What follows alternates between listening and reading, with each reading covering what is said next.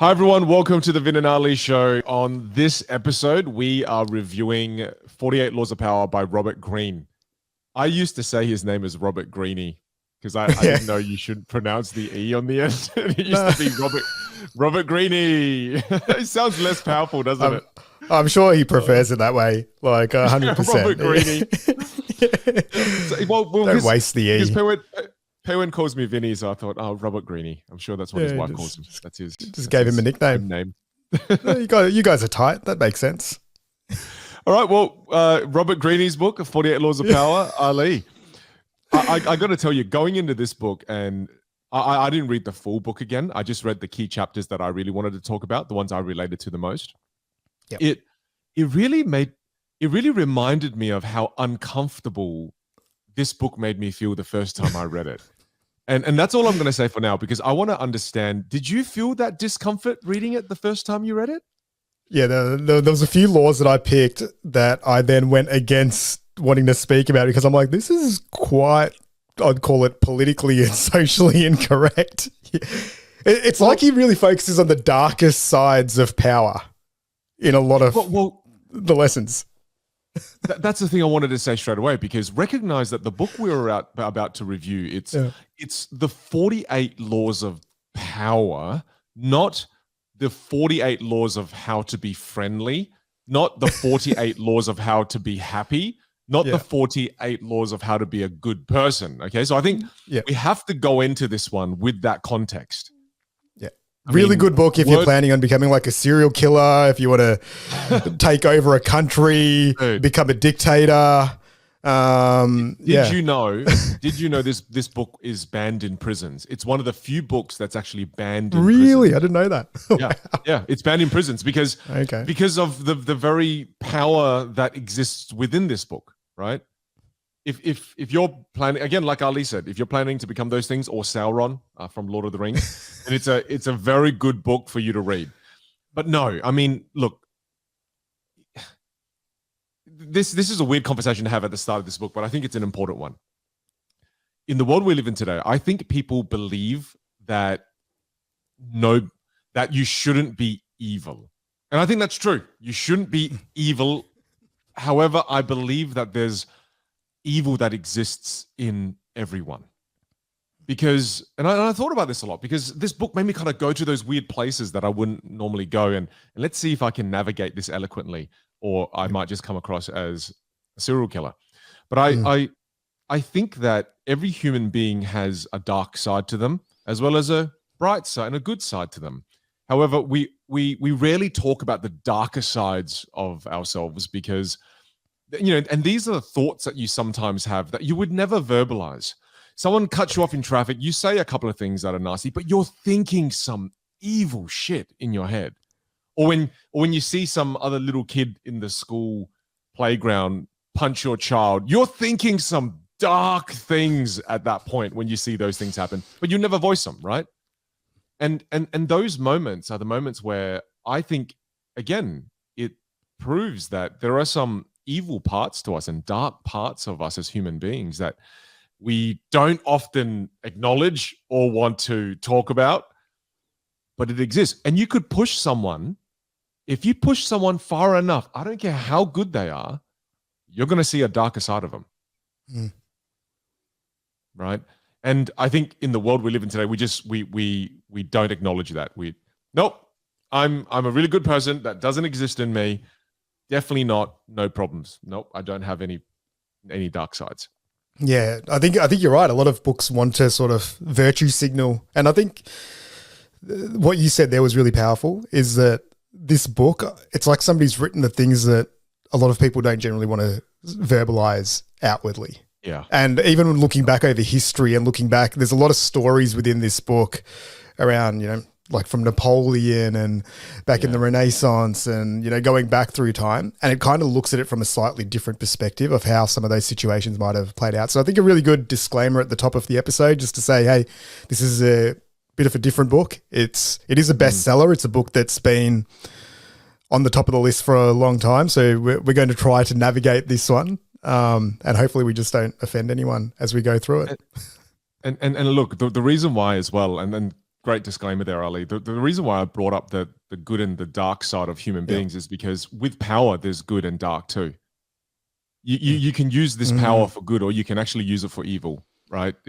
And I think the way some of the chapters are written, it just sounds a little bit evil. But I think power can be used for good or bad. And just like every human being that exists out there, you could be good or bad. You're both. And I think power is both. Power is both good and bad. Human beings are both good and evil, right? It's kind of, it just all depends on what you do with it. Absolutely. Do you want to start with a really weird one? I mean, Ali and I are going to try to cover maybe 5 or so each, and we'll see how we go for time. The first really weird one, and I wanted us to jam on this because I didn't know how it made me feel. I don't remember the first time I read it, I was like, what? Let's start weird. Law 2, never put too much trust in friends. Learn how to use your enemies. I'm just going to stop there and let you talk, because that is the weirdest one I've ever come across. You can't just pick one that's weird and then just throw it over like a grenade with the pin pulled out of it. What's going But I am. I'm not gonna trust you on this one, and I'm just gonna throw you the grenade. Talk to me. Well, I guess over the last week, trusting me to arrive for this podcast might have been a bit of a weak move by you, because I went along and nearly tried to die over the past few days. So just a bit of context for everyone, if I do sound a little bit different and weirder than usual, is over the last week I had a little mosquito bite or an insect bite of some sort, got infected, went to the doctor, had antibiotics. The antibiotics did nothing. This thing ended up growing from something that was like 1 centimeter in diameter to pretty much a tennis ball size within 24 to 48 hours. Went back to the doctor and I'm like, oh, what do you think about this? It's looking a little bit funky. They're like, you need to go to the hospital straight away. 4 hours later, under general anesthetic, and getting all this stuff like drained out of my back. It was super gross. And now I've got a big hole in my back. But that was my story. So you trusted in me being here for this podcast, and we're actually going to do this one in Adelaide. I was meant to fly out to Adelaide today, and we're going to do this one in live. So I think there was a really good lesson for you in trusting in a friend a little bit much, because I nearly let you down, and it was just going to become the Vinh Show for a little while there. What? So what you're saying is what I should have done is I should have reached out to one of the bullies that actually DM'd me on Instagram from my childhood. I should have called up that person and said, hey, let's do a podcast together today on just brought them laws in. Of power. That's right. That's exactly how you would have executed this law. Yeah. I love it. No, but I mean, I wanted to start with this one, and dude, I'm glad you're alive, and holy cow, how scary is it that a freaking insect bite could nearly kill you?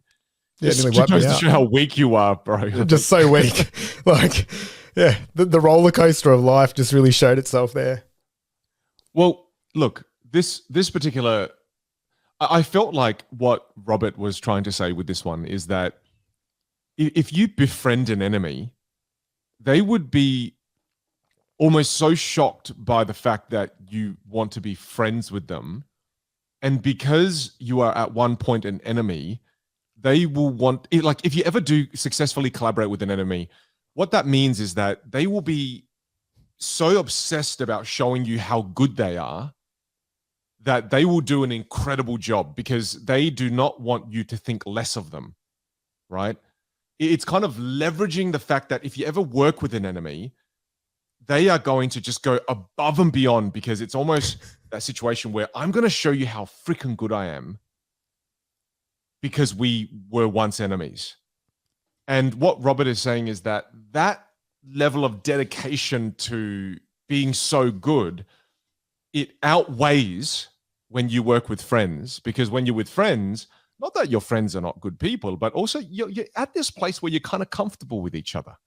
It's like, oh, you know, we know each other. We've known each other forever. It's all good. So I don't really have to show up 150,000%, right? I can kind of show up 80%. It's all good, right? And I think that's what... Well, you're not really kept on your toes either, right? There's no one pushing you. You're not on your toes. In that regard, yeah. You're not on your toes. And I think in thinking about it with that depth and kind of trying to understand what he's trying to say there, I kind of went, oh, that makes a little more sense. That makes a little more sense. But I think it's a double-edged sword, because, yeah, sure, that person may give you 120%, let's say. Your friends give you 80%. But that 120% that they give you may be also riddled with negative intentions, right? So I think there is a danger in that. It's just when you read that law for what it is as the title, wow, it rubs you the wrong way. Wow, it makes you think, oh, that doesn't make sense. We shouldn't be doing that. But when you do think about it a little deeper, you kind of go, oh, I can see where he's going with it from a strategic point. Because if you're just looking and you only care about output, then yeah, he's got a point. He's got a point in that if you use someone that almost dislikes you and then somehow you manage to collaborate with them, you're going to get the best out of them. Yeah. Well, I think the comparison that comes to mind here is sports, right? How many times do you see the best of their generation come up and there's one or two competitors at the same time in the same generation? Like, I think about it with tennis. There's been Rafael Nadal and Roger Federer and Novak Djokovic, right? Like, they all have competed for 20 years. Now, if they weren't all pushing each other, and I'm sure there were times where they were fierce rivals and they probably didn't like each other, but I think by the end of it, they nearly have this mutual level of respect because I think they all recognize that we're all as good as we are because we all pushed each other.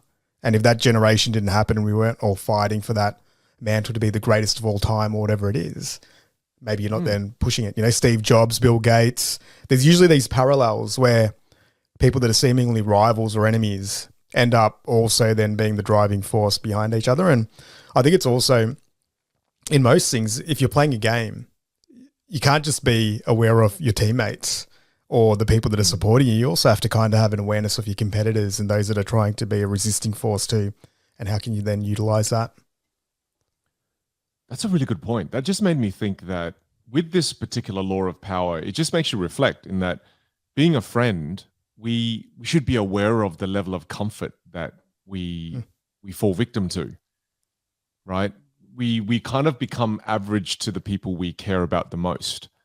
And I think it's almost a reminder that as a friend and you know, even as your friend, that I have to make sure that I show up and I don't show up with just 80% and show up more prepared and with more value, etc. Right? I think it's a nice reminder from that side, and it's also a nice reminder with what you said with sports. And when you're talking about sports, there, it just made me think, yeah, it's true. When Federer and Nadal, they made each other better. I mean, they weren't teammates, but by being enemies in the realm of sports, they did work together because they worked together when they played together. So what that also reveals within that is it's important to have rivals. It's important to, in some way, be in contact with rivals in a way that's effective, in a way that's kind of safe, because they make you better. You should spend time with your competitors. Yep. You should, because when you don't, and you're only spending time around people that are telling you you're great, yeah, I guess that's the quickest path to mediocrity. Yeah, for sure. I think the only one with that is, say if somebody is like your fierce enemy, working with them, it might just be like treading a little bit carefully around how much can you actually trust that person.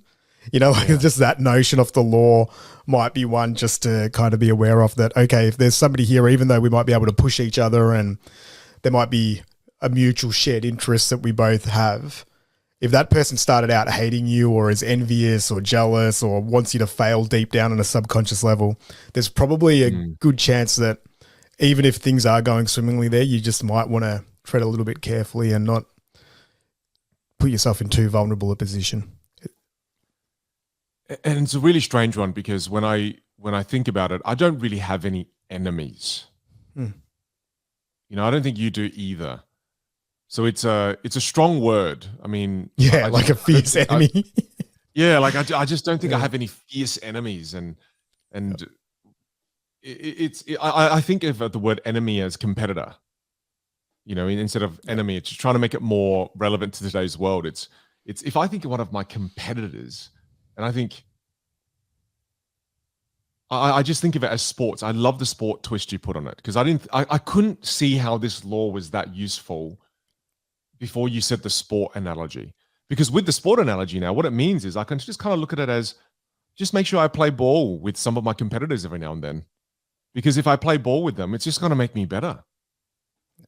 If I can find a way to play ball with them safely, and I don't have any fierce enemies or fierce competitors. It's just maybe there's just others who are doing a similar thing to me. Maybe I should chat with them every now and then, and maybe I should consume a little bit of their content every now and then, because that will just make me better, because it will challenge you to improve your game. Yeah. And I think there's a beauty in that as well, in maybe just the way that we operate and how we go about it. We probably just don't spend too much time thinking about others in our realm and having to beat them or exert power over them. And for me, that's a pretty nice level of freedom, because there might be enemies, with quotation marks, or competitors where you actually are occupying real estate in their mind, but you're living there rent free because it's not actually costing you anything, because you're not even really thinking about it in any given sense. You're just going about your own business. Right. And I think that probably happens a little bit too in some of these so-called rivalries, where they can be just one-sided, where one party just doesn't really care at all, and the other party is sitting there, losing sleep over what's that person got to do next? How am I going to beat them? What am I going to do? And I think there's probably a little bit of weight there, and I haven't really seen that one play out too well based on stories that we've read. Yeah, it's true. And I guess to round out this one, because I'm not, this was just one that I was like 2 laws in. And I was like, whoa, this feels a bit weird. Yeah, this little appetizer. Yeah, a little appetizer that tastes funny. The one that kind of rounded out for me, I thought, okay, this kind of made it useful for me. And it was that you destroy an enemy when you make him your friend. Oh, you know what? That's lovely. I like that. I like the way that ended. Beautiful. It was good. It's true. It's true. I just thought, you know what? I understand where Robert's coming from. It's one that I haven't really applied. So I actually didn't pick this as one of mine. I just thought it was an interesting one to jam on a little. So thanks for sharing your perspective, because I really love that sporting analogy applied to this. It actually just made it that much more valuable for me. Whereas before, it was only one that tasted funny. Whereas now, after you've added your little bit to it, I can see where the flavors come from. I can understand and appreciate the flavors more. Whereas before, I just went, yeah. This one's not for me. No. Yeah, it wasn't really for me. Yeah, no, that's cool though. I think it's awesome. It seems a bit mean. Throw a couple out there. No, there's some random ones in there for sure. All right. Well, why don't you kick us off with one of your top laws that you've applied as well? Is that how you picked them? Is that how you picked your top 5? A bit of a random, just some that stood out that I just liked and wanted to jam on, and then a couple, where there was application there as well. It's an interesting one because, like, the whole concept is laws of power. Like, we're not dictators. We're not, we lead in a way, but like we're not utilizing these high level, like, military style power moves on a day-to-day basis. Yeah. So there's some loose applications, I would say. It did make me think this would be really valuable if you were a medieval king. Oh, 100%. 100%. Like, in medieval king times, this book would have been really helpful. Far out. You would have crushed all the Viking kingdoms if you had this book. But there's some pretty cool ones there. So I'll just, a random one that I'll go with is law number 30. Make your accomplishments seem effortless. Right? So I quite like this one. And the notion of this law is essentially in nature, when we look around, like, the beauty in nature, like, one of the things that's really awe-inspiring is just, you see a sunset or you see a flower blossom, whatever it is, and it's like, wow, like, it's magical just in its simplicity of how that happens. We don't necessarily know why it's happening or all the inner workings, or most of us don't, but there's a beauty in that. And I think it's also the same with human achievement. When you see somebody do something really exceptional, and I was thinking about you in this one in just the world of magic, is I think magicians do this so well, where there's obviously been thousands of hours of preparation put in place there, and then for a 3-minute trick, it's just looks so effortless. And stand-up comedians do it too. When we go and watch their stand-up bits, and we know because we've been to a fair few where you see the same comedian refining that joke 10, 15 times. But when you see it the first time only, it's like, oh my God, that was just like a random conversation. It felt like they made it up just on the spot. And I think there's a beauty in that, just in art, just in general, is that when things do feel like you can't see how the actual meal was made behind the scenes and you just see the end result. there's real beauty in that. And I think as a law of power, it's pretty cool because if you could sort of wear that underdog tag or that, oh my God, every time Vin does something, every time Ali does something, it just looks so easy. There's a cool element of showmanship, I think, to that, and just wowing people and them feeling like, oh my God, that accomplishment is just so much more impressive. Again, using sports, we see that all the time where people are like, oh, what a natural talent. You know, I think back to Usain Bolt.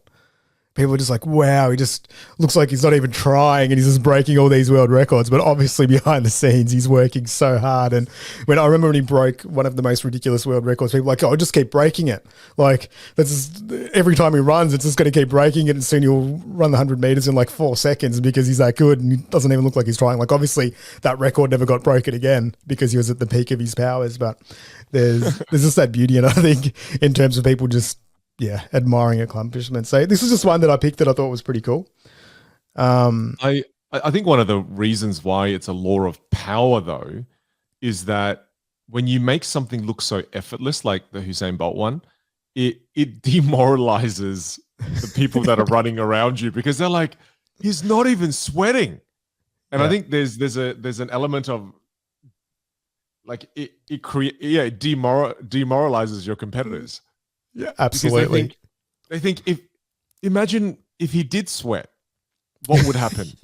Do you know what I mean? It just creates that fear among your competitors. Yeah. Well, I think that's one of the effects.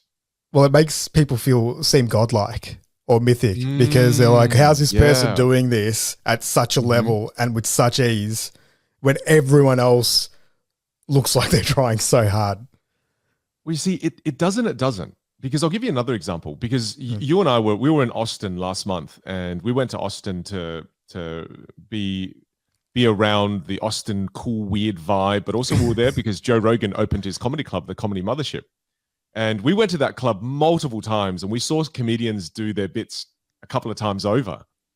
And I just remember sitting there in the audience. I don't know if you felt this, and I know lots of people do feel this. Is that when you see a comedian up there talking and then just being funny because they're so effortless. It seems like they're just talking. So then you sit there and you go, I think I can do this. I think I can go up there and be funny. And then you're like, you don't realize how complex it is. So it's true that when you see Usain Bolt do something that's so effortless, it does kind of demoralize his competitors. There are times where people make it seem so easy and so simple that you sit there and you go, yeah. If you put me in the octagon with Conor McGregor, I could fight him, I reckon I could beat him. You know, and there's moments where you think that. Do you ever feel that in comedy or UFC? Do you ever think, I can take him? You were literally the only person in that room that thought that they could stand up. And I'd say that comes from your thousands and thousands of keynote speeches where you're like, hey, I could easily do this. Like I speak in front of way bigger crowds all the time. The level of arrogance on this man. Jesus. No, but I know. Everyone else was scared. They're like, no, it's the worst thing ever. I've done stand-up, and it's the scariest shit that you'll ever do in your entire life. I know for a fact. That's because you know how the sausage is made. I reckon the people who don't know how the sausage is made, I reckon at least 20% of people in that room who've never done stand-up, never done a keynote as well, they're sitting there going, Shane Gillis is just talking. And shout out to Shane Gillis. He's an incredible comedian. He was one of the funniest comedians we saw while we were in Austin. And he's just like, I just the whole time went, he's just talking.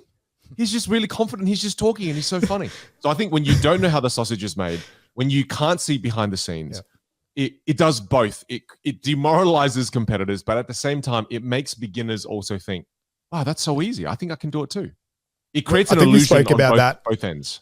In one of the other episodes though, right? It's before you've actually tried something, you have that ridiculous level of optimism that you could just go and do it until you actually then go and do it. And then reality. So I think it equals out at some point because after a couple of efforts, that person will be like, hey, can I have a turn? Just do a bit of stand up here. Hey, my name's Vin. And then you bomb and you just walk back to your seat with a few tears in your eyes. And then you appreciate how effortful that act really was.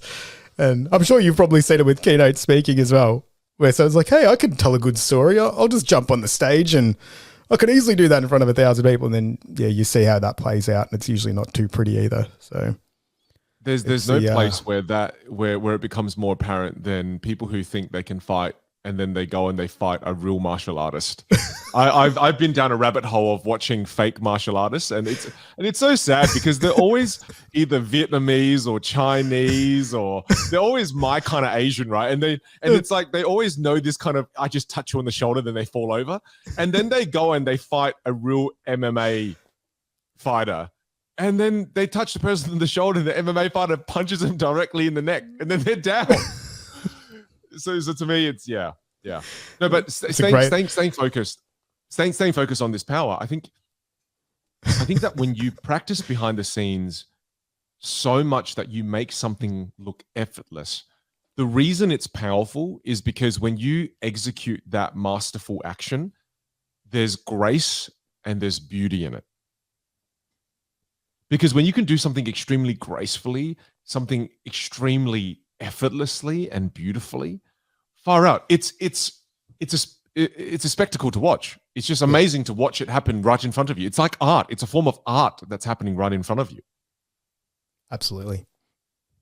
Yeah, I think that's the big one. And then I wanted to dig into it a little bit deeper as well. It's like, so how do you then curate that effortlessness? And I was thinking about a way that I've applied this in my life, and one that I just think back to on a very small scale. But when me and my friends, we all started playing golf when we were in our early 20s, we all started out at a pretty similar time, and we were going out, and you'd play around, and in golf, a beginner score is kind of 110, that's where most people start, 120.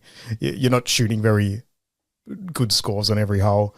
And then we were just playing, and then I'm like, oh, screw this. So for a week, I just went out and got lessons, and then went to the driving range. And I knew none of my mates were going to do this, right? And then I came back a week and a half later, and everyone's shooting 110, 120. I'm shooting 90, right? So I've just taken off 20 shots off the score. And all of a sudden, everyone's like, oh my God, wow, you must be really natural at this. And you're so good. It's no, I just sat there for 45 hours, with blisters on my hands, training and trying to get lessons and just hacking that a little bit. And I was wondering, how do you then hack effortlessness a little bit? And I think it's just through either knowledge or coaching or reading. I was thinking even back to the business world. A lot of people are like, oh, how did you navigate that journey through the business world? And the hack there, I think, was just books and reading and mentors and going to events, and slowly you just build up that knowledge where it does become, or it seems like it's a little bit more effortless than just sort of making the same move over and over again. So I think collecting knowledge is the way, and then practicing that knowledge is a way to kind of move closer towards that effortlessness. I think it also applies to life, right? I mean, you think of the people who are living the best lives, they're living it, and you see them live, and when you see them live, everything seems so simple, right? When you see these people who are living really happy lives, life is really simple. It looks really effortless. It doesn't look difficult. It doesn't seem like they are stressed out. But I think the only reason they were able to get there is because they've examined their lives. They've done the hard work behind the scenes. They've repeated certain actions. Maybe it's journaling. Maybe it's a form of meditation for them. Maybe it's a form of therapy, whatever it may be. They've repeated certain things over and over and over and over again to be able to live in an effortless way, which is kind of strange because you think effortless comes effortlessly, but to become effortless requires an incredible amount of effort. There's the quote from the pod. I love it. Yeah, but isn't that the truth for this one? Is that so true? The takeaway is that no matter what you do, think about how this applies to you, right? If you are, maybe you're a doctor, maybe you're an electrician, maybe you're someone who is in architecture. When you do your craft effortlessly, people admire it. Whereas imagine you're an artist and you're painting, but you're like, oh man, my arm hurts. My wrist is painful, but the drawing is beautiful. But they're like, oh, my leg, just sweat pouring down your face. Yeah. And they're swearing while they're drawing, and they're screaming in agony. You just be like, oh man, just stop. The picture's beautiful, but stop. Whereas when you just take out a napkin, draw really quickly and then give it to someone. It's a piece of art. People are like, whoa, this is amazing. I'm never going to throw this away, right? So I think about how you can become more effortless in what you do, regardless of what it is that you do. Because when you do it, when you put in the effort to become effortless, wow, people will see it as a work of art and as beauty. One of the thoughts I had just as you were chatting then was, I think there's a big difference between like effortless and it being shit, and then effortless and it being good, right? That's actually quite funny. If you just rock up to a basketball court and just start shooting bricks and it looks super easy, but the ball's not even going anywhere near the ring, that's not great. Funny. You know, so it needs to be, so the lesson here is that just don't try. So it's like effortless. Well, that's why I think it's really important to say that we're talking about the kind of effortless that you can only get there when you put in a shitload of effort. Because I also know effortless magic. I also know effortless comedy, and I also know effortless keynote speakers, right? So Hey, speaking of effortless, I also know someone who's effortlessly put an online course together. That's why I brought up the lesson. I've gone both ways. I've definitely gone both ways where it's just effortless shit and effortless beauty and that's magnificence. Right. That's a good one. That's hilarious. It's a good one. I think it's important to look at what you're currently doing and to make it pragmatic for our listeners. Just think about what you're currently doing in your life professionally and think, how can you put in a lot of effort and make certain parts of it effortless for the people that you serve, because it just looks beautiful. It looks amazing. And not only do you serve the person by doing this, but it creates this aura of power. Yeah. You know, and I think going back to this book is the 48 Laws of Power. This makes you seem more powerful. Yeah. And I think that this is why it's important. And just to bring it back to communication as well, it's important for you to be able to communicate in an effortless way.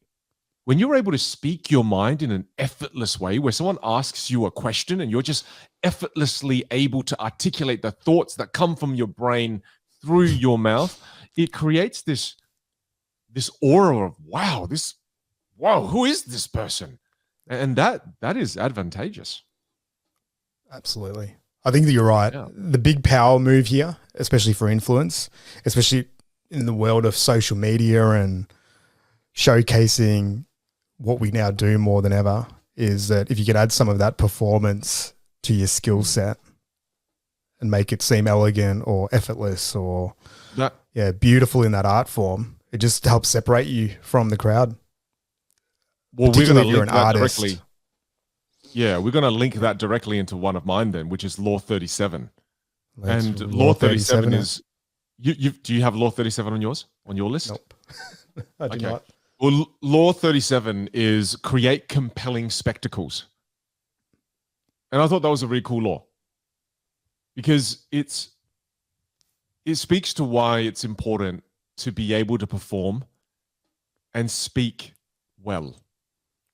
Because if you think about creating compelling spectacles, we're not really, again, you don't have to perform something and do Cirque du Soleil or be a magician. It's just as everyday human beings, we can create compelling spectacles by improving the way we communicate. Because if you improve the way you communicate and someone asks you a question, let's say, again, let's just bring it back to a profession that we're familiar with. I mean, even I am familiar with, which is the area of accounting. And I've sat with accountants who would talk to me about a financial strategy that the moment they talk to me about it, it's so boring. It's not inspiring. It's just fact driven. And they're just giving me information that I could have gotten from a PDF. Whereas I've also sat with accountants who, when I asked them about how I should structure investing in property, far out, after listening to them explain to me just the structure of how I should do this, it made me so excited to now go and buy more property so I can utilize this structure. And it just got me so excited because of their ability to, they turned that into a spectacle. They got on the whiteboard, they drew certain things out, they got excited about it, they were enthusiastic, and they delivered it in a way that excited me and my wife, and And we were pumped about it. And we're like, wow, that's so crazy. We've never Sounds like a experienced scam. And that's how we got into timeshare. That's right. And that was, and then all I had to do was just send all of my money to this weird bank account. But they were such great performers. It was amazing. Well, and you're right. Scammers do that. Scammers do that, right? And if you were doing that and you're scamming people, well, shame on you. But then again, if you've got something that is legit and you use this ability, you can also have sizzle to the steak, right? You don't just have to serve the steak. You can put a bit of sizzle behind it. And I think, again, this one speaks to showmanship. This is the showmanship piece. Oh, and I want my accountant to be so boring. I just want them to put me to sleep. Like that's where I know it's a good accountant. It's like, you just email it through. We don't even have to speak. It's like, this is what we want right now. Hey, it's true. It's true. But I guess for different people, different tastes, right? Whereas I want both. I want my accountant to inspire me at the same time as be able to do great work. So I really value both. And I value both in even my pharmacist. I want my pharmacist to inspire me to be more healthy, inspire me to take certain vitamins. And I want them to inspire me to do so. I don't want them just to remedy what's currently going on. I want them to also inspire me to live a healthier life. I want my accountant to inspire me to be better with what I'm doing finance-wise. And I think it's something that I think you could use no matter what you do. I think this could be a powerful law. Yeah, I like it.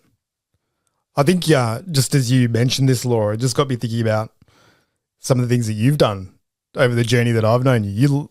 You make these big front-ended moves, and I'd love you to jam on one of those that comes to mind where you just went that extra yard for that spectacle to either get someone's attention or to influence someone. Because before I met you, I'd never seen anyone kind of pull this off at the level that you do. Well, I think the way I apply this in the world of speaking is that I use magic. I think by using magic, I am able to make things a compelling spectacle, right? I'm able to make things more exciting. And it is a really unique value proposition of mine that I'm one of the very few speakers who do this. Look, there are other speakers I know that do this, except they do it in their own different ways. I think I'm unique in that I'm able to do it in my own unique way. And I haven't been able to define that really well. I'm not sure what it is. I think it's a combination of wit, humor, showmanship, storytelling, being Asian, an Australian accent, and then mushing all of that together. I don't know. It's just it's weird, but I do know that the magic component is a massive part of that. Yep. Do you have an actual example where you could think about where you've used spectacle just to influence an outcome, or? Yeah, definitely. I mean, when I used to do win the deal calls very early on, and I wanted to get a gig, because that's what speakers have to do. We have to do win the deal calls. So when I knew I was going to do a win the deal call at a certain point, what I would always do is I would send a packet of cards to each and every client that I had to do a win the deal call with. And when I sent them that packet of cards, I would then on the call do a trick with the packet of cards that I sent them. So, and the trick is a fun one where they can pick any card out of that pack, but that's kind of a special pack I've sent them. But whatever card they pick out of that pack, I know what card it is. And then that allows me to reveal that card right at the start of the call. And then that was a spectacle now. All of a sudden, the whole call now has been kind of just, it's been infused with wonder and astonishment. So then the rest of the call goes really well because they've been influenced by that emotion that has been kind of crafted at the beginning within the first 3 minutes of the call. I love that. That's so cool. Yeah. That's awesome. And I think it's just that's how wizards and I guess people who were magicians back in the day were able to get the attention from kings and queens, right? Is that they had superpowers. So they learned how to use that as a power. Even oracles back in the day that would advise kings and queens, is just they would make a bunch of guesses and some of them would be right. And just because some of them are right, the kings goes, oh wow, it's real. I think there's something to that. There's something to just making something spectacular, creating that spectacle. Yeah. The underlying lesson that comes to mind there is, and what I've seen you do a lot, and I used to do it a lot more probably even a few years ago, is just taking that extra level of effort. Like what I think that most people, when they have a meeting or a big interview or a big deal that they need to win, they'll still just provide it with the same level or an average level of effort that they would do with most other things in their life. Right. Whereas when I used to watch you do some of those moves, especially when you were kind of early on in your career, you would spend maybe that extra 3, 4, 5 hours, right? Not just focusing on that 1 hour call. You do the pre-work before it. And all that magic that would then help you win that 1 hour call was all done in the 5 hours that you spent preparing, brainstorming, thinking of something creative to then wow those people. And I think that's just something that not many people do. And it's the same with reach outs. We've spoken about this previously, like how many times people send you a DM, hey, what's going on, Vin? Let's catch up for a coffee. Yeah. It's like they've just called that shit in. There is no effort behind it. There's no thought. You're never going to reply to that. You're never having a coffee with that person unless it's The Rock or Chris Pratt.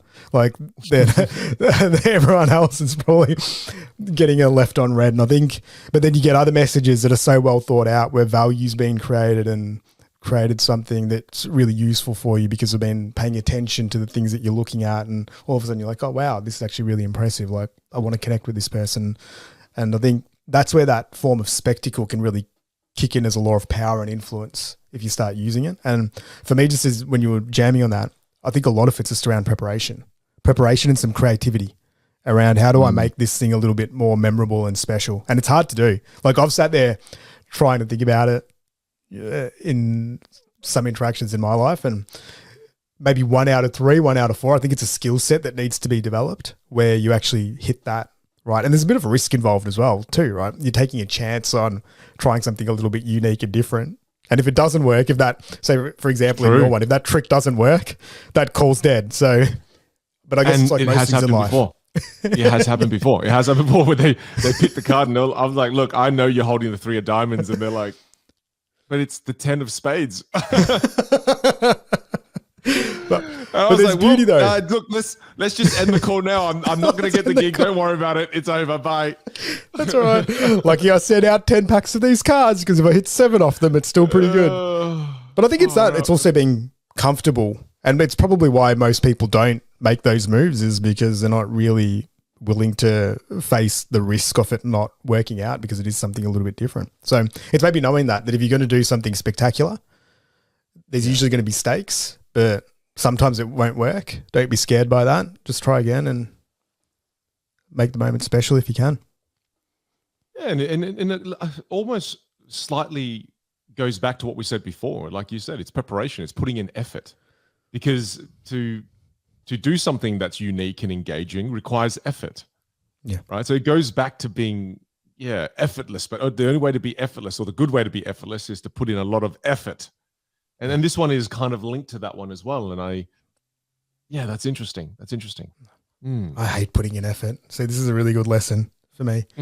I hate front-ending effort that you're not certain whether you're going to get a return on it. It's one of my, I don't know, maybe I'm a conserver of energy or time or whatever, but I know you're really different in this sense. Like you'll sit there in the lab for 20, 30 hours, and even if you've made just 1% of progress, you're like, oh, what a great day. Like how fun was that, just sitting there creating? Whereas if I haven't punched out 80 to 90% of that from that effort, and I can't see it fully progress, I'm like, oh my God, what a waste of time that was. We got nowhere.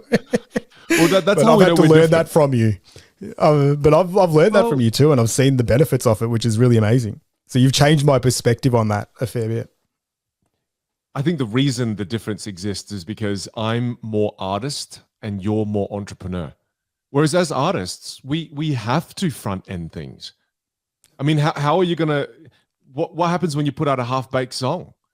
People are going to go, oh, well, Vin really called that one in, and his music's not good anymore and I've left. Whereas as an entrepreneur, that is such a critical skill set. you have to work with a minimal viable product. You can't spend all of the time in the lab and then create a business and then immediately appear as Apple in 2023. It doesn't work like that. Yeah, exactly. We never finish a song. It's always just like, there's 60% of a song. What's the next song? It's true. Yeah. There's benefits to both. But I think that there is power in creating an element of astonishment in what you do. Oh, for sure. Regardless of what it is. In the world of magic, to really add value to the listener as well at this point, is that there is something in the world of magic called a reveal. And a reveal is a moment where the astonishment occurs. And so what the magician does is the magician will set up the trick, do the trick, but then there's a moment where he reveals that the magic has occurred, right? So for example, look, I send them the packet of cards. I say to them, look, I want you to take any single card out. I want you to take one card. I want you to sit on one. I want you to take another one, put it in your pocket. I want you to take the other one and hold it in your hand. And then I'll be like, you do pattern scripting for it. You tell them, and then after that, you tell them, oh, look, the card you're sitting on is a red card. And they look at it, oh, it's red. But then they go, oh, it's 50-50. And then the card that's on the table, you go, oh, pick up the card on the table. That's a diamond. They go, oh, that's a 1 out of 4. Wow, that's amazing. And then you go, now turn the card in your hand around and show me the 3 of diamonds. And then that is the moment of reveal.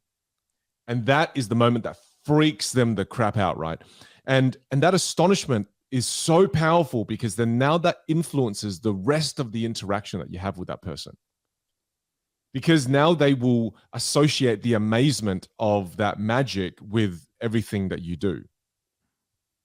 And I think the reason why I bring this up and say that it's powerful and that anyone can use it too, and you don't have to be a magician, is that if you schedule in and plan in a reveal somewhere, and it could be a knowledge reveal, it could be a reveal of a really insightful slide that you show that's going to just make people go, whoa, what the, I can't believe that I didn't know that stat in my industry. When you can strategically plan these moments, even as an entrepreneur, bro, if you're doing like a slide deck and you're pitching to VCs, if you do moments of reveals throughout it, maybe 2 or 3, scatter them in, you create those moments of astonishment, you create a compelling spectacle, far out. That will influence that entire communication in a positive direction. And really if you do it too much, and there's too much of it, then you're sitting in a timeshare presentation and you're about to get scammed.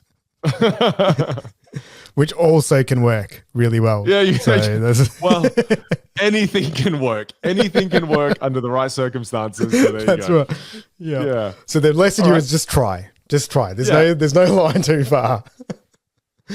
Again, these are laws of power. It can be used for good, it can be used for bad, and it can be used for nothing. Yeah. So to everyone out there, learn some magic and then use it to trick people to get what you want. That is ultimately what we're... Oh gosh, that's such a morbid way of looking at it, but sure. That's Ali's takeaway. Let's just wrap that one up, and now we can move on to the... That was cool. So which one do you want to pick? All right. Law 35. We'll say in the 30s. Obviously, he hit some good stuff in the 30s. He went through these laws. Master the art of timing. I love this one. Okay. So I want to jam. This is one that I just want to jam on a little bit because we always talk about this, but I'm a big believer in the intersection of like timing and opportunity and action.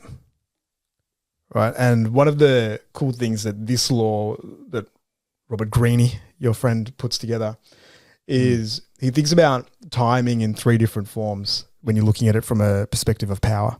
One is long time, one is force time, and one is end time. Right? So long time is over long periods of horizons, using patience. It's the long game. The notes that I made, it's like marriage, business. It's the games that take maybe a 10, 20, 30-year arc, parenting, being a friend, whatever it is. Investment. Right, investments, compound interest. You're using a long time horizon where patience is your friend and works in your favor. Then there's force time, which is where in a power game, you're actually using that to control the clock.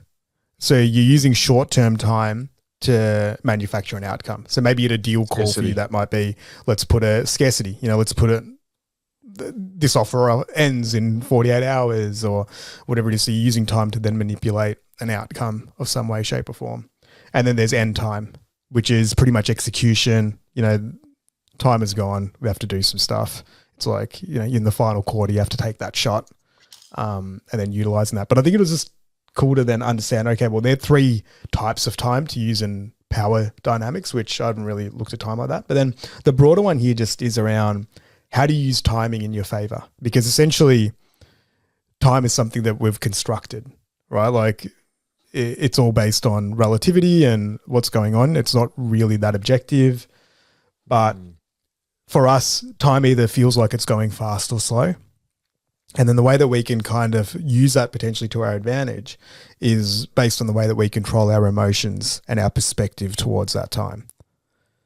So I really like this just from a leadership and power perspective, is that one of the notes that I wrote is like the person who's more comfortable with time is probably going to be best placed to win the game potentially, or the person who has the most sensitivity to time. And one of the notes that I wrote down here is like, what is the spirit of this timing right now? And I was just thinking back to, say, even the pandemic.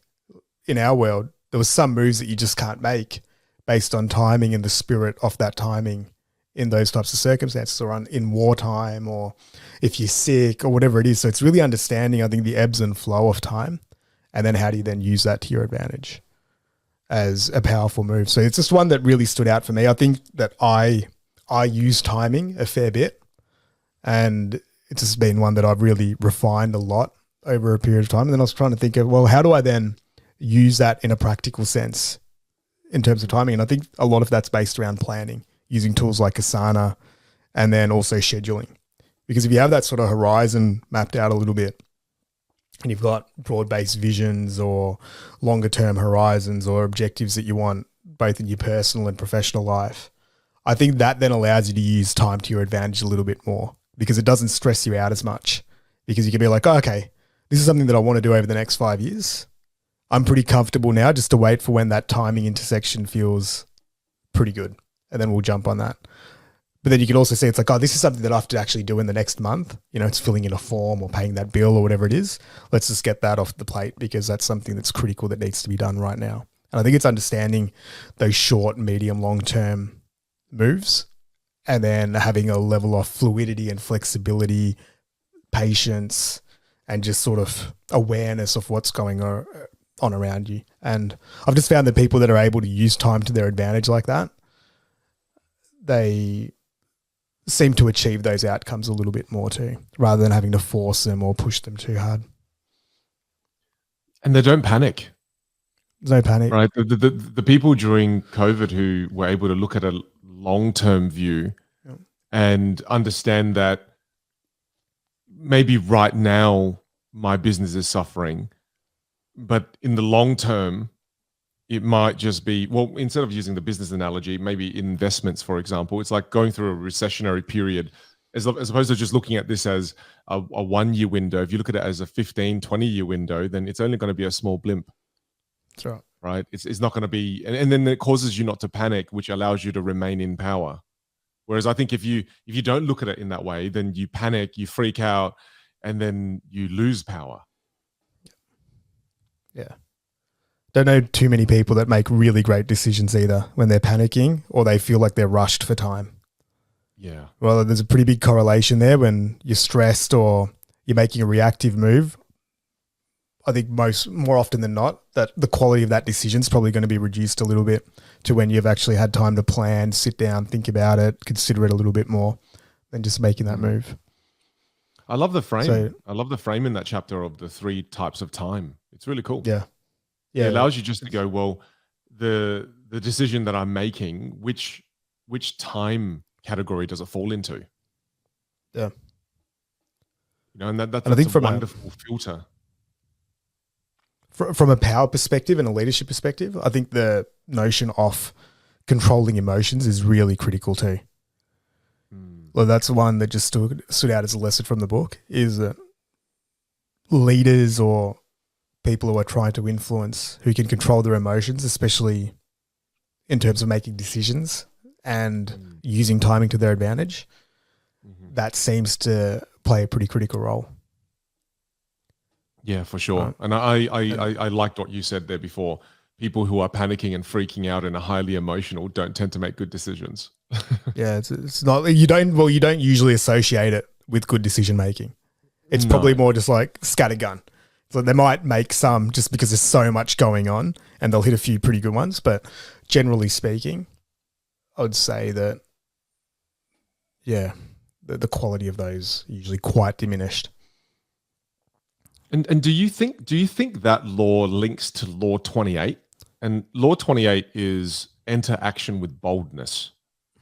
I like that. Do you think that do you think that when you categorize decisions in those three buckets, it allows you to be more bold in your decision making, because now you kind of understand what time category it falls into? Do you think it allows you to be more calm so that you can ultimately take action with more boldness? Because when people hesitate, I wonder if they hesitate because they go, is it the right time? You know, am I meant to do this now? And then when you're thinking, is it the right time? You don't do things with boldness. You're timid in your action instead of being bold with the action. I think boldness is an amplifier of action, right? Because it's just, to me, when I think of the word boldness, it just means that whatever action that you've chosen, you've made, because you've now made a decision to act, right? So if you've now made a decision to act, boldness is like a level of intensity. It's like, okay, well, now that I've made this decision, how all in am I going to go on this move? Yeah, I get that. I mean, do you think that law is linked at all to the law about timing? Because I think, and then the reason I ask you that, I'm asking you that because do you think you're more bold because you understand timing? Maybe. Yeah, I think so. Because I think once timing feels good to me, I'm pretty then happy with how the action plays out. Right? Yeah. So I really hate missing the timing window. Like one of the biggest things that causes me those pangs of regret, call it, or annoyance, is if I had a timing window there and I could feel that it was a pretty good timing window and I just watched it just close or float by. So we were speaking about this a little while ago, but like I have a real strong tendency towards FOMO. I hate that fear of missing out and I always have since I was a little kid. So I think that also gives me an alertness to timing, where if something feels like really exciting or like a good opportunity or there's a moment here to go and take some action, if I just let that just float by because I couldn't be bothered or I was lazy or whatever, that will cause me a little bit of pain of just missing that opportunity. So then with action, it's an automatic action driver that's just been programmed into me now over a number of years, where once I feel timing and opportunity, we have that great term that you showed me just recently. It's the word Ewing, right? And just being aware to Ewing. I don't know if you want to explain that a little bit.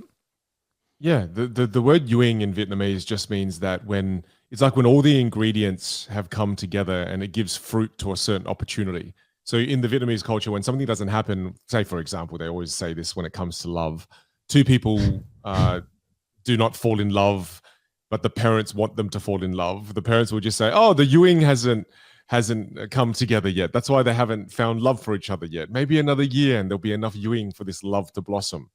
You know, and I think that's just how they cope with arranged marriages. But I think because of that word, it just, people now use it in so many different contexts. It's just... You haven't been able to have kids, for example. Oh, the Ewing hasn't come together yet. All the ingredients haven't come together yet. That's okay. The Ewing will form, and it's just it's used as a coping mechanism. But I also think it's a wonderful way to think of things too, so that you don't cause yourself unnecessary pain at times. You can just go, hey, well, everything hasn't come together at the right time yet. That's okay. It will come together. Yep. Yeah, and I love it. And I think that's where timing and action really do intersect. You know, and I think the other word that this comes in is the word luck that we think about. And how often or not do you see someone and it's like, oh, they're always unlucky, or that person's always pretty lucky? I don't think that's a coincidence either. I think that's a lot of that has to do, like there is genuine unluck, right? Where just a random events happened and there was no control that you had in that situation. 100% acknowledge that.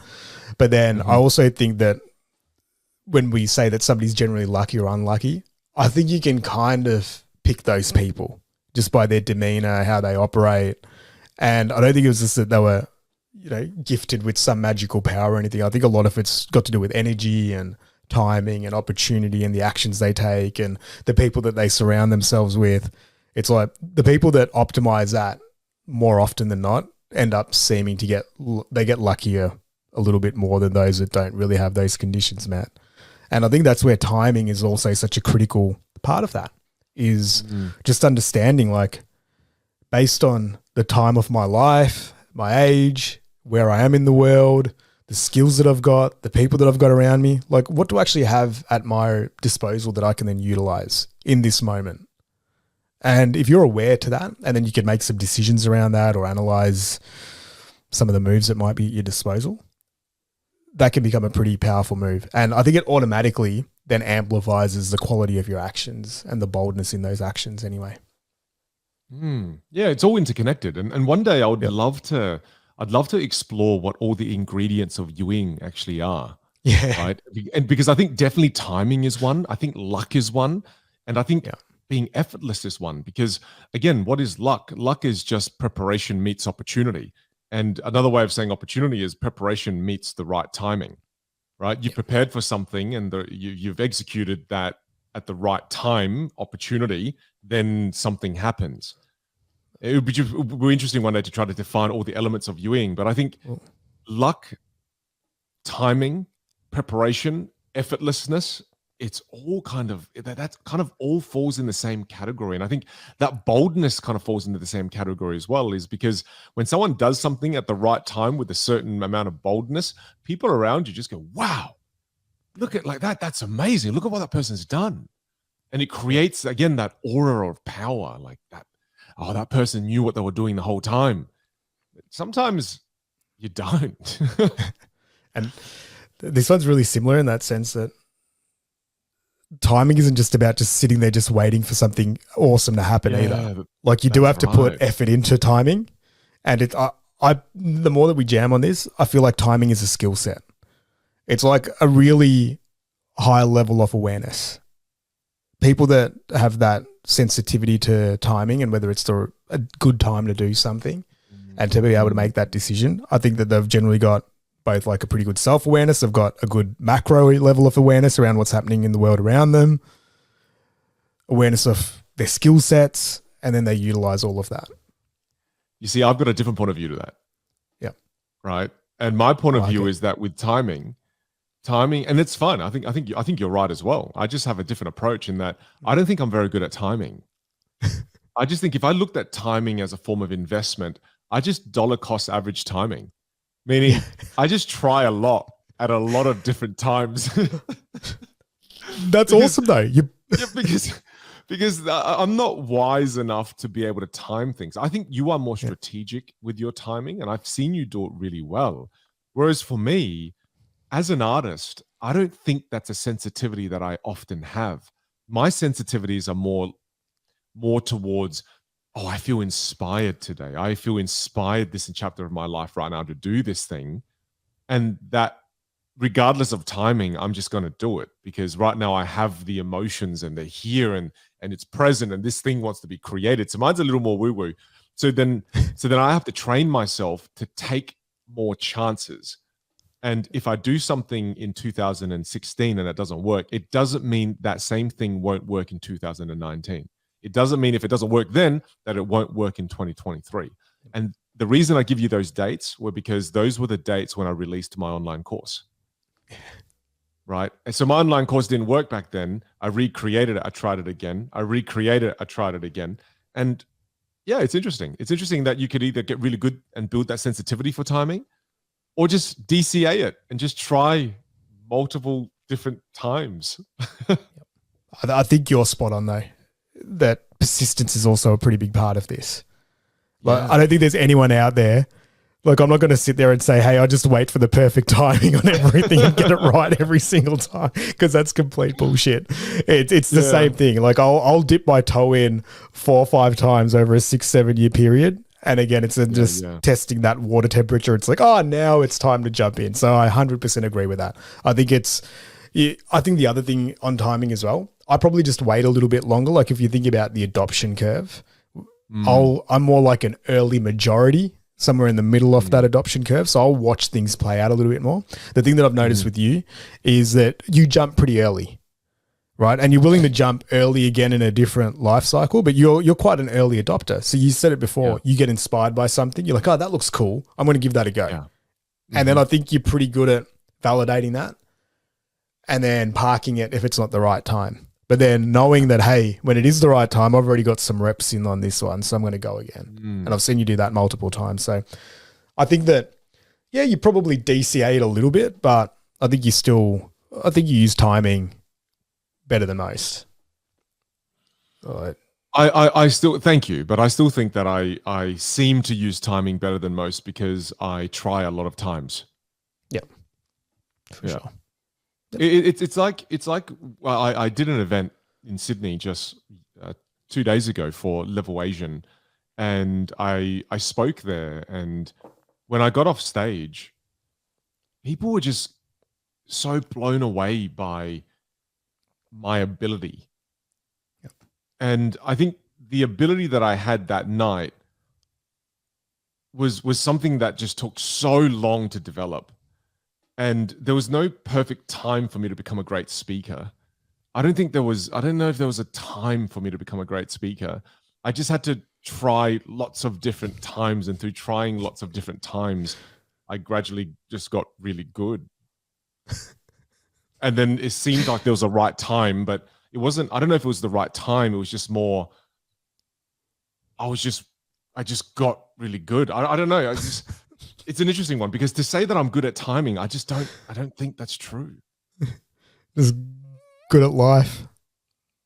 Yeah, I don't know. I don't know what it is. Because I'm loving you figure this out and try to be humble at the same time while you're saying, I know I'm good at something. Not. I just don't know how I got good at it. It's that, and it's also because I think what's causing me to not understand this one as well is I'm relating it to investing in the stock market, right? Yeah. And when you're investing in the stock market, the people who try to time the market never win. And what's causing that conflict in my mind is what we're saying here is that timing is something you can get really good at, but when you look at investing, and that's why I use the term dollar cost average in the first place, is because that's the kind of thought that's running through my mind right now. Is that are we deluding ourselves in that we're able to time things and that's not actually a real thing, or is it really just about trying at many different points in time, and overall, if you keep trying at many different points in time, you will succeed?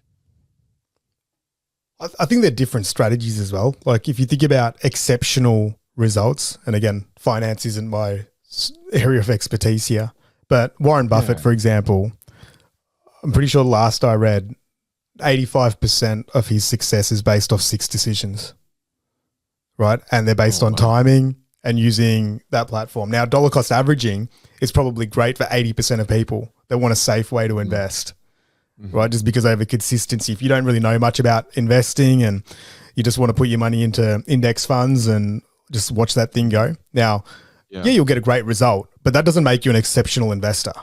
So I think there's a difference here between being like a passive participant in something and riding a wave of something that's outside the scope of your control versus then actually timing and putting in concerted effort into something. So it's maybe just separating those two out, right? Because you as a keynote speaker is a very different proposition to you as an investor. Yeah. Right? Like one is I think that's what threw me off. Right. So it's probably, maybe in the context of like, say, skill development, because one is just an allocation of capital or a transfer into something where you're not really in control, and the other is concerted effort into skill development where you're practicing that and delivering it and executing it. Yeah. No, thank you for the reframe. That caused me a bit of confusion there. But DCAing works so well, Susan. Well, that's the thing, right? Because it just, to me, that outperforms 99% of people. It's true though. It's just, But that's it's a wild, great 'cause I guess- contrast. You could get an outcome in so many different ways, right? Like one, you're just Yeah. using compound interest and a move that lets you use longer term. You're just using long-term time there, That's right. right? Like you mess up DCAing that strategy by getting panicky when things dip, Getting emotional.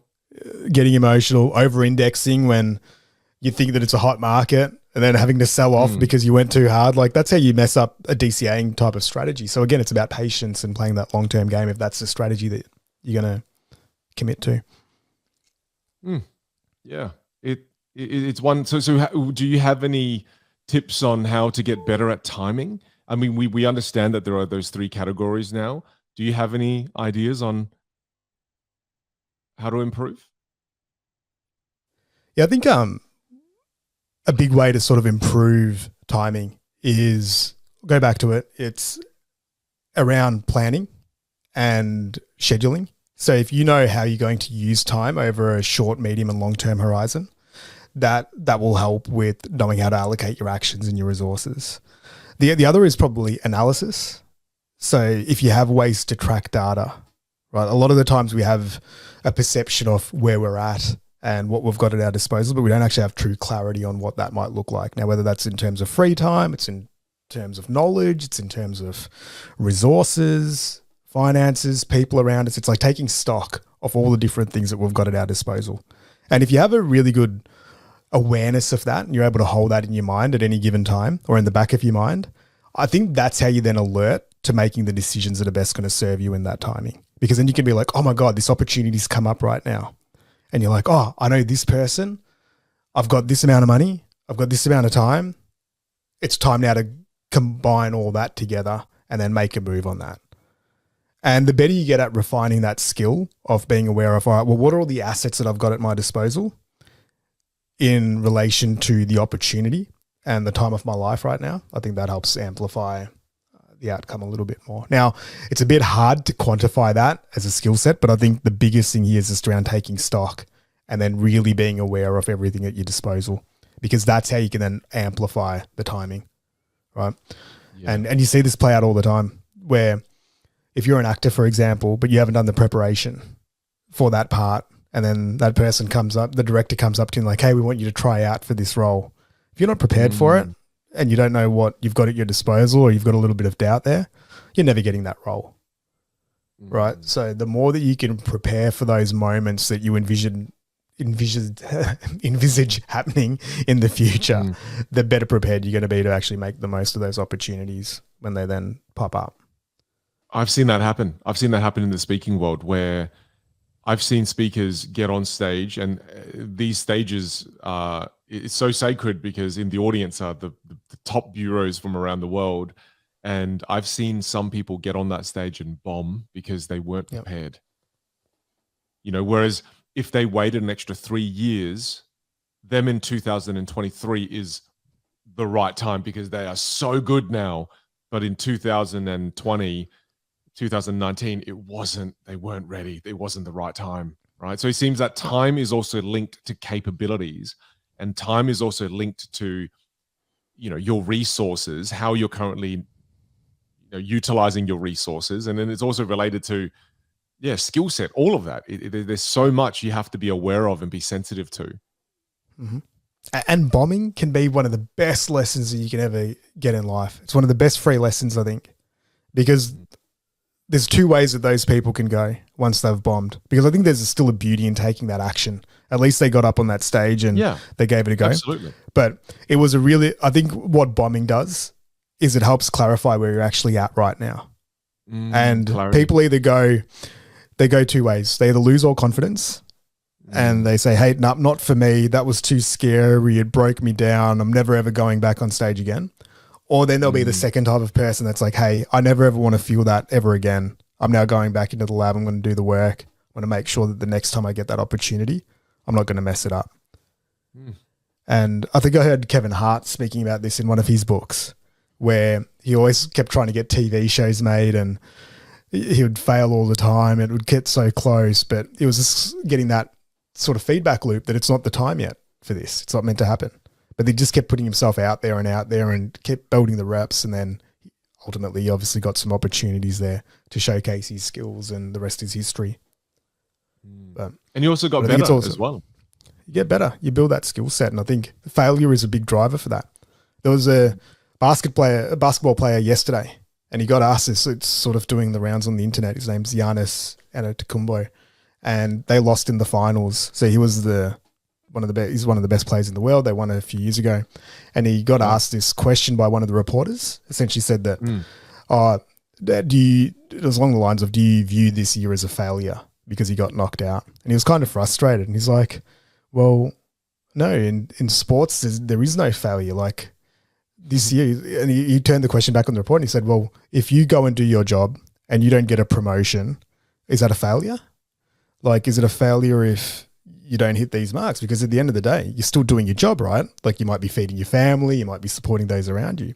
So he kind of said, he's like, well, in life, like, I'm not going to be able to win the championship every single year. He's like, Michael Jordan played for 15 years. He won 6 times. Were the other 9 years a failure? It's like, obviously it's not that clean cut. And I think he kind of said that was the end message, is that in sports, it's all just progress towards success.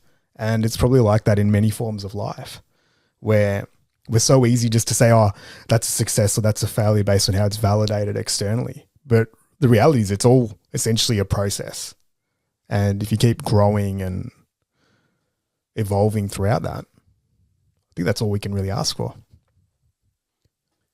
Such an interesting point of view. It's like one of the questions I got as well when I did my speech a couple of days ago in Sydney. People asked me, what do I think is the one, and I love it when people do this because it's like the hardest questions to answer. They go, what is the one piece of advice you would give to people to create a successful online following? Right. Yeah. I love those because I'm like, yeah, dude, there's only one, right? There's just one, of course. I know, and of course, I happen to know what it is too. Yeah. Oh, great. Let's answer. But I'm not telling you. I'm not telling you. Yeah. And the best I could come up with was this, and I said to them as well. I said, I don't think this is the one. I don't think this is ranked number one. I don't know if this is ranked in the top 100. So I'm just going to share with you the first thought that came to my mind. It's that I think the one thing that all people who have in common, who have a large following online, is that they just didn't give up. Yeah. And they view every video, every year that they've done it, they just view, whether it's good or it's bad, they just view it as, well, I'm learning and it's progress. It's just progress. That's all that it is. It's just, I keep playing, and I don't think you can truly fail until you throw in the towel and choose to give up. Like at some point there is failure, right? At some point you have to call something failure. And I think that failure point is when you just give up and you don't play anymore. You kind of go, you know what, I'm out, I'm done. And then, yeah, sure, maybe that is what we define as failure. But I think by not getting views on the videos or by not winning that basketball championship, it's not a failure. Just like the basketballer said, I love that perspective. It's just, well, we're moving forward. Like Michael Jordan won 6 out of 15. I didn't know that, but 6 out of 15, that's crazy. I thought he won 15 out of 15. That was my perception of Michael Jordan. But it's yeah. No, and I think there's such a beauty in that slow progress, call it. It's progress when you don't even feel. We were talking about it with the podcast. We're now like 36 episodes in. We've done over 70, 80 hours of content. And it's felt effortless in a sense. But there's like a body of work there now without us even knowing over a 2-3 year period, just from progress, from coming up to the mic every month or whatever we do and just punching out an episode. And things just keep moving forward. And I think that's the beauty in life. Somebody said it the other day where, everyone talks about the 10,000 hour rule and that's what leads to mastery. This guy pretty much saying that, well, there's also the 1,000 hour rule where if you do something for 3 to 4 hours, over a 250 day period, you're going to become better than 96 to 98% of people in the world at that skill. But there's very few of us that are willing to even to commit to something for like half an hour a day or an hour a day for a long time. And that's just maybe human nature or how we're programmed. But those that we do see that do commit to something, even for an hour or two a day over a 5-10 year period, it's amazing to see what the outcomes are. There's an even more alarming stat, right? And this is related to the podcast world. And they say that 90% of podcasts don't get past the first, I think it was 6 episodes. So it was something crazy. I remember just reading it and going, how is that even possible? Yeah. You know, that many just give up. Yeah. I'm gonna see if I can find the stat. I don't think I'll be able to find it, but it was just this alarming stat but ultimately what the stat was saying was that if you want to get into the top 1% of podcasts ever created, you just have to create 21 episodes. And after 21 episodes, you are in the top 1% of 1%. All podcasts that have ever existed. And I went, what? Just 21? That's crazy. It's actually mind-blowing. Say if you're in a competitive environment or you want to develop a skill set, in this day and age, how easy it is to wipe out the majority of people that are trying to supposedly play in that space. Right. Like if you think about it, even in the keynote speaking world or the podcasting world or any competitive type of industry, 95% of people will just wipe themselves out because they're not going to commit for longer than 6 months or even a month. You know, like there's going to be, you're probably only left with, after 12 months of skill development, even I'm guessing in the keynote speaking world, people that commit to keynote speaking genuinely for a 12-month period or beyond probably puts them in the top 4 or 5% of people in that realm. Because just organically, the majority will be like, too hard basket, not seeing any improvement, not getting paid enough yet. It's lonely out here, or whatever it is. All these factors then creep in. And I think it's the same even in the business world. Like I remember back when Facebook pages were a big thing, you'd see all these blah, blah, blah has started a page, you know, and then you'd get added in and invited by friends to their business page. And I'd say the majority of those don't get past 5 posts and they're dead, you know, like little graveyard of Facebook pages, which is a random idea and just goes off to die its death. And I think we all have them. Like I've got about 15, you know, like 3 of them got some life. There's another 12 there that sit behind in the darkness of Facebook where that idea never went anywhere past the first or second post. And I've got 4. We all do. It was just too easy to start one. Oh gosh. Yeah. Domains is another one. I've got like 55 domain names that just sit there for ideas that I'm going to start one day. And oh man. That's hilarious. But I think it just shows us as like committing to something. It's hard. It's really hard to get past even that initial, call it 80% stage, which is usually 20 hours of effort. That's crazy. Like you think about the number of skills that you've put in more than 20 hours of effort into over a lifetime, and it's probably not going to be that many. Right? Yeah. There'll be some that will have 4 hours, 6 hours, 8 hours, probably not too many that got over 20. I'll tell you one where I failed. I mean, I think we talk a lot about the things we've succeeded in here, but one that I failed was calligraphy. Right. So I got this really nice fountain pen and I was like, you know what? I'm going to learn how to write cursive. One day people are going to ask me to sign things and write quotes. I should learn some good calligraphy preparation. Preparation meets opportunity. I was planning to be lucky, bro. And I saw my calligraphy book the other day and I wrote cursive for probably about 15 pages and that was it. Love it. We all have him. We all have him. So sad. I remember, it's so sad because, I remember getting Tim Ferriss's book, The 4-Hour Chef, and then getting so inspired and buying every single item on the list. Like, see, all this stuff was coming from Amazon. Chantel's like flipping out. She's like, what are you doing? You never ever cook.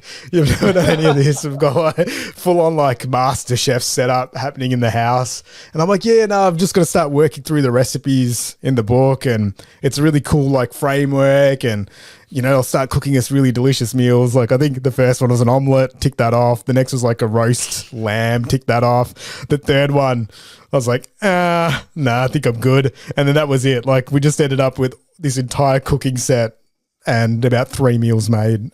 And Chantel still sees some of these items pop up like 4 years later. She's like, remember that time when you went out and bought every single cooking utensil and never made a meal? It's just a gentle reminder to I'm going to just,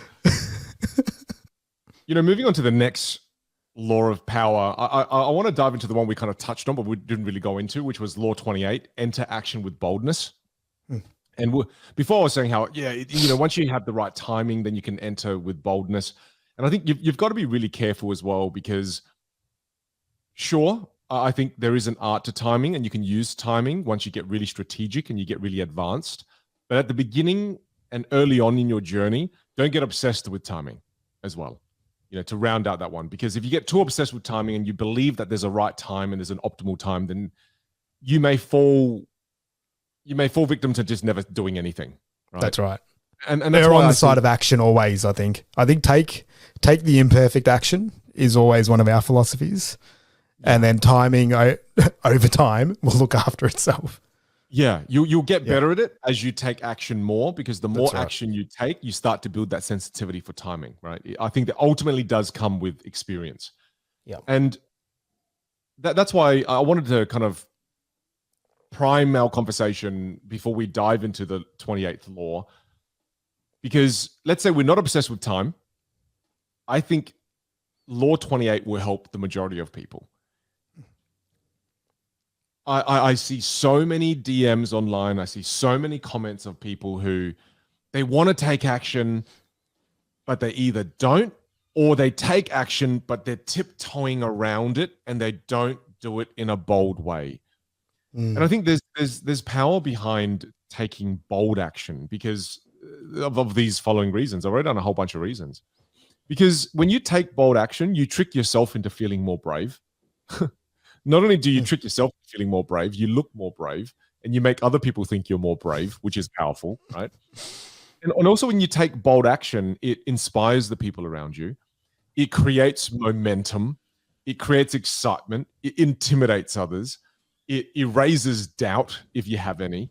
And it also erases the doubts of the people around you, if they have any. And being bold also makes you stand out. I mean, far out. When I was kind of noting down all the benefits of being bold, that's pretty cool. That's pretty cool. So that's why I know that a lot of my friends were giving me shit, because when I got into archery, I went out to the archery store and was so bold because I said, give me the best Olympian bow that you have in the store. And the guys are like, no, man, that's crazy. No. Like, are you sure? And I'm like, yeah, I want the best freaking bow, period. And then I asked for the best arrows, everything. And it was really cool because that inspired a bunch of friends of mine here in Adelaide as well to get into archery, because they're like, oh, wow, that's so cool. Whereas, and it was interesting because that created momentum for me in archery. That also helped me get more excited about it. And then now also because I have such an incredible bow, I feel more drawn to actually go take it out and then shoot the bow, right? So there is a lot of power in taking really bold action. I like it. What do you count as bold action? So how would you define bold action for people out there versus just normal unbolded action? When it scares you a little bit. Yeah. When taking that action makes your heart beat faster. Yeah. It's like, for example, right now as well, we're doing some bold actions with our marketing campaigns, and we're about to do some marketing campaigns on YouTube. And instead of creating 10 variations of the ad, we created 80. Right? And that took a whole day of 8 hours of filming between Craig and I in the theater.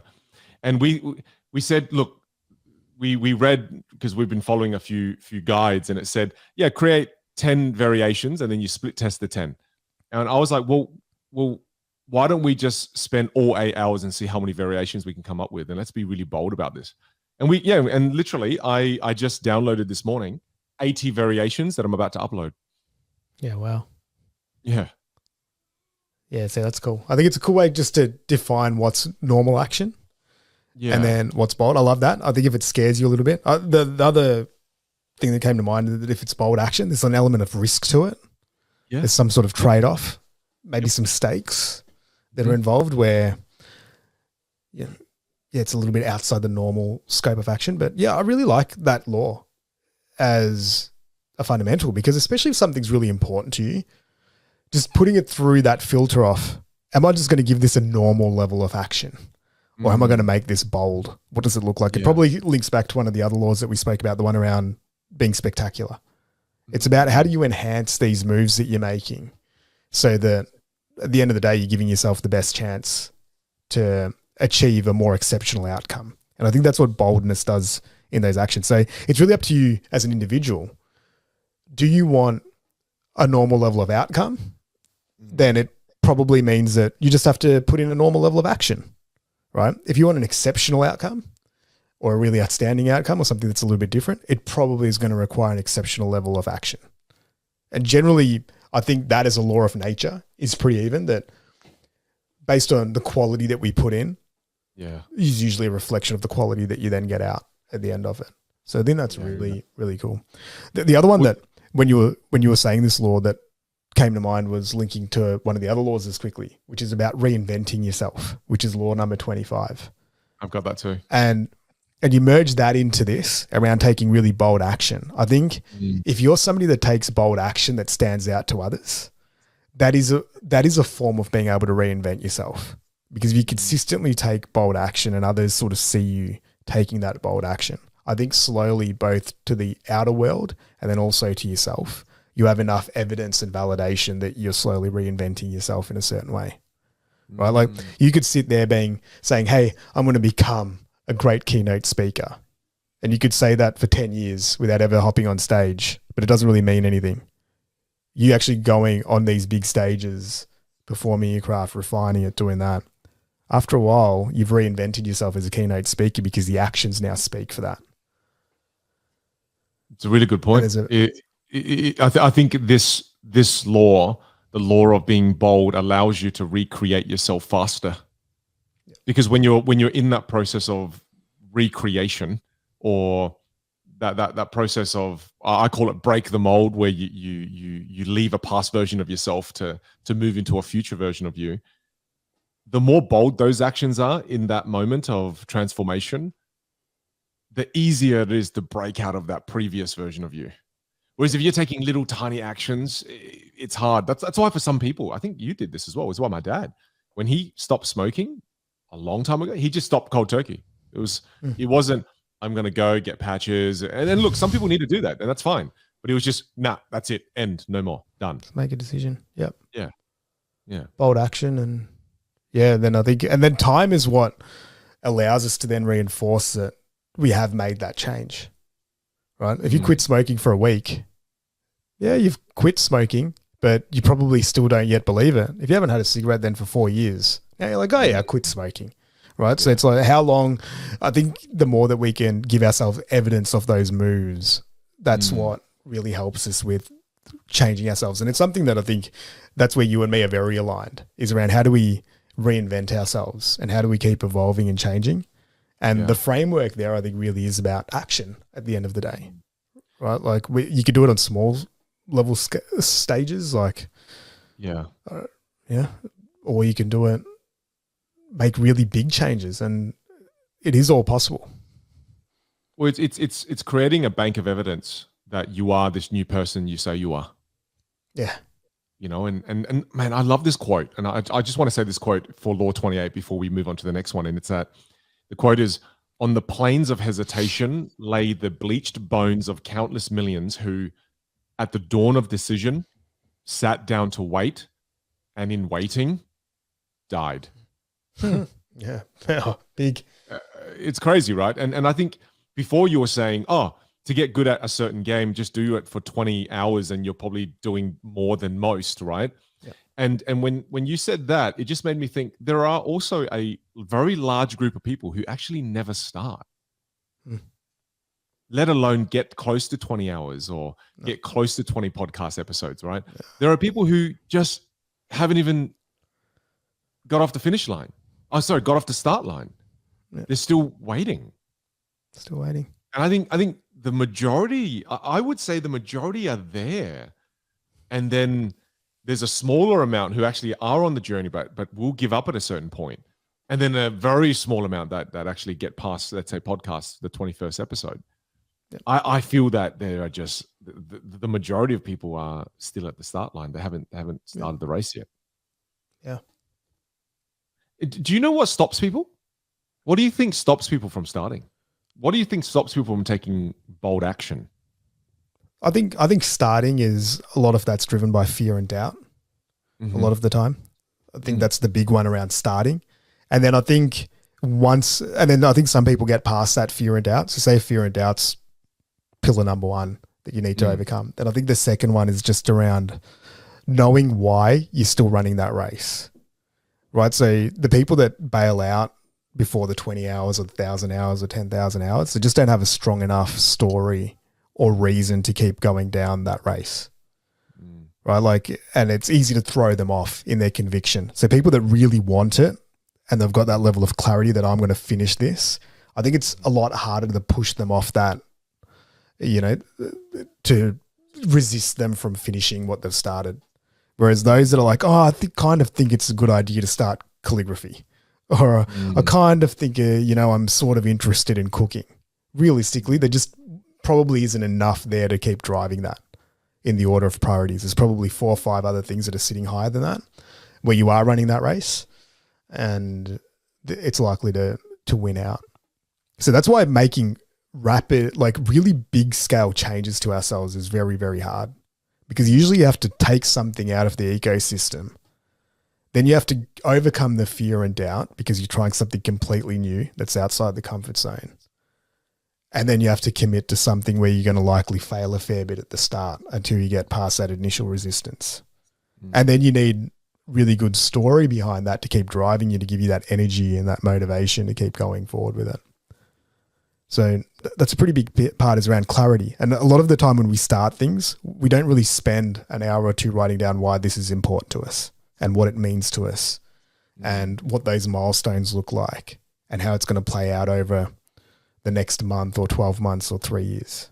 But if we do that sort of thinking at the beginning, I think that can really help with habit changes or, life changes. Yeah, thank you for sharing that, because it's interesting, because I thought the same thing. It's often, you're right, the fear and doubt component, isn't it? That's what stops people from even starting. Yeah, that's the crazy. start for sure. Yeah. It's really uncomfortable. People, as humans, we hate rejection. We hate that feeling of not being whole or feeling diminished.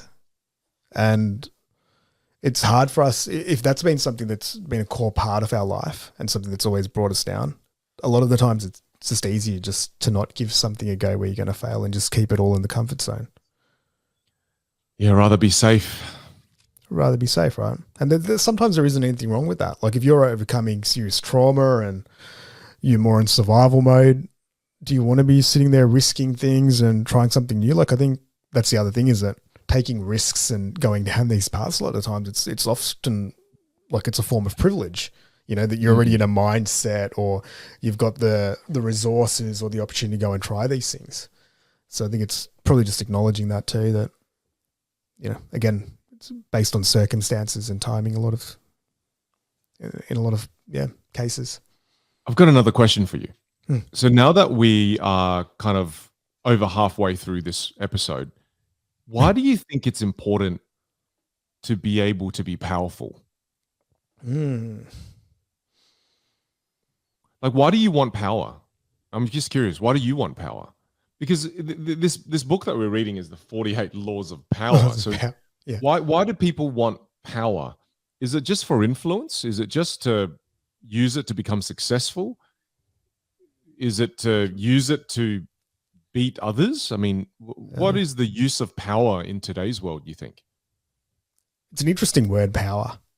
Yeah. I think, because when I think about this book, I think about it more like around leadership and maybe influence.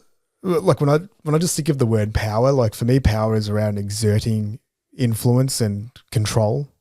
Yeah. Often, sometimes when it's not even willing on others. And I think that's probably the ickiness we felt with the book at times, because I don't think that's really naturally in our style.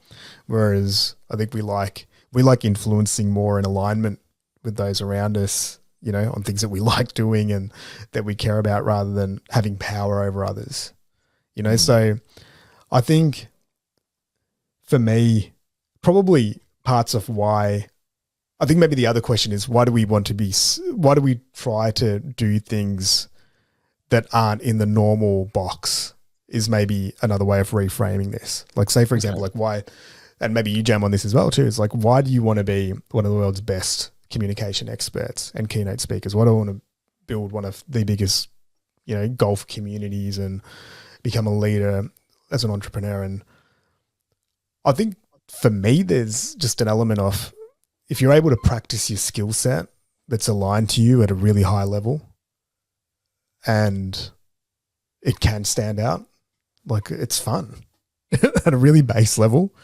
There's something pretty fun about that. Like, it's fun in the way that it allows you to interact with others. It allows you to influence others. It allows you to change industries. It allows you to do what you love in a way. It probably allows more freedom to be able to do things in a way that you want to do it. Like, that's probably some of the benefits of, call it power loosely, is, for me, it links a lot maybe to freedom or perceived freedom, to be able to play the game in a way that I like playing it. But yeah, really good question. Yeah. And no, I think you gave a beautiful answer. It allows us, because I think about it from my point of view, it's why do I want power? Because this is like a bestseller. This is a bestseller, meaning that when people saw this title, they went, hell yeah, I want more power. And I think, like you mentioned, it's about influence, it's about control, having more influence and control in my community, in my circles, in my life. And I think it's just, power is one of the tools, just like empathy, compassion, love, and kindness. These are all forms of, or these are just all tools you can use as a human being. And power is just another tool that you can use. And it just allows you to, in a way, be able to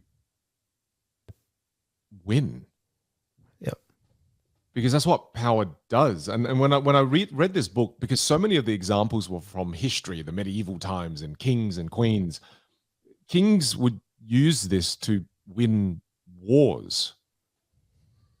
Yep. Whereas in today's world, we're not using it to win wars, but we're using it to build successful businesses that allows us to win, to be able to live the life that we want. Yeah, it's just interesting to reflect on why we want power as we're looking at this. And it's also probably just the illusion of what power is. Like, this is, we were jamming on this. I was thinking back to just being sick over the past week. Yeah. And when you're sick, everything just becomes super simple. Yeah. Like, so many things just get stripped away, right? Like, even if you think about Maslow's hierarchy of needs, you go from thinking that you're trying to be all actualized and, things like meditating and journaling and trying to exercise and, read a book and do all these things. Like, they're great when you're feeling amazing. When you're feeling super shit and you're running like a massive temperature and you're waiting for surgery and all that, like, it's about as basic as just sitting there, just waiting. You're just watching time fly by while you've nearly lost most of your facilities, and I think that was there's a beautiful humility, I think, that comes from illness at times, that just strips everything back and makes you appreciative of just all the really simple things, like a meal tasting normal, having a normal night's sleep, not being in pain, right? Like, all these little things. And what it just showed me was that all we can really do in life is play the game that's on the table at that moment, right? Like, even when I was going through that, it's like, okay, well, this is the current thing. I've got like 4 different moves that I can play right now, which is sit, sleep, complain, and hope that somebody can help me. Right? Like, that's it. Like, outside of that, I've got no power right now. Like, I'm completely at the whims of this infection, what my body's doing, whether a doctor's going to be nice enough to help me out here. Like, there isn't all that much that I could influence, right? There's parts of my brain thinking, oh, surely we can figure this out, and like, we can mindset this this infection away. All this stuff. Yeah, it'll take more action. Like, give it some influence. Like, be bold. There's none of that shit's really applicable when you're at that point in time. Yeah. Right. So I think it's also knowing where you're at, and again, what the situation is, and then what move that you can play. Now, look, perfect health, living in great economic times, with your friends and you're creating something brilliant, completely different story. It's like, hey, how creative can we get? What can we jam on? What beautiful things can we do to impact the world? Yeah, the thing about power is that we often think that we're in control, but at the end of the day, you're just going along with whatever the game's giving you at that point in time. And we just put a story around that. We try to reframe it in a way that maybe makes us feel comfortable. And sometimes that's probably enough. Like I love putting silver linings on things as much as I can.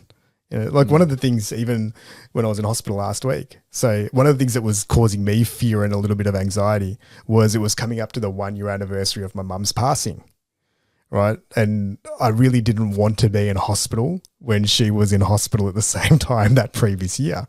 And then I just had to get comfortable with that situation because I'm like, oh my God, I'm like, is this the cycle? Like, is it just going to return itself? And then this is my last day or whatever it is. And you start having these random thoughts. So it's like, okay. Oh, you thought that? Oh, a little bit. I was running a really heavy fever too. So my mind is going wild at this point. So I was like, we'll just wait. I'll wait for the antibiotics to kick in and I can recover at home. But then as I got to the hospital, it's like, okay, well, one of my big sort of philosophies is like, how do you put silver linings on these things, right? And then once I knew that, okay, I'm going to have a surgery and go under, I'm like, well, pretty much on mum's anniversary, how cool is this? Like, I'm going to go under. Who knows where you go when you go under? We'll go hang out for a bit for that hour or two. Go say good day to mum and we'll go chill out, have a cup of tea, and that might be the place that we go. Now, whether I went there or not, who knows? I'm assuming I did. I was going to ask you, did you go there? I don't know. I have no idea. All I know is that when I woke up, I was super high. Like it was amazing. I remember the nurse being like, "Do you want orange juice?" I'm like, "Hell yeah, I want orange juice! Like this is the best orange juice that I've ever had." So I'm guessing I probably did hang out with mum for a little bit. Yeah, I think you might have, man. Your mum might have had some weed there, and you and your mum both got high together. That's right. I'm guessing that's how it played out. But it's just, again, it's like, then what story do you give these things, right? Like it could have been and that was the thing. My mind was trying to tell one story at one point that was really sad and scary and it's like fear driven. And then it shifted and it told a story that turned it into something beautiful. It's like, oh, it's a time to spend some quality time. Like what a cool way to actually be at the same place. And it's how do you then turn that around, you know?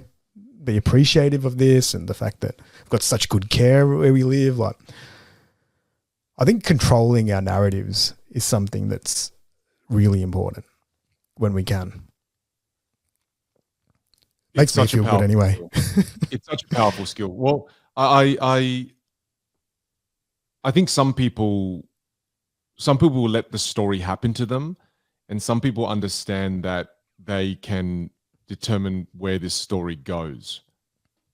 You know, like again, some people feel as if they're the ones living out a story that has already been written for them. And then like you kind of have that understanding that, no, well, I'm the author of this story. I'm holding the pen. So I'm going to write where this goes. You know, and it's understanding that you have control in how it's like, I don't know if you ever had anyone in your life that did this, but my grandpa used to do this. And he used to say that he was able to read the tea leaves at the bottom of each cup.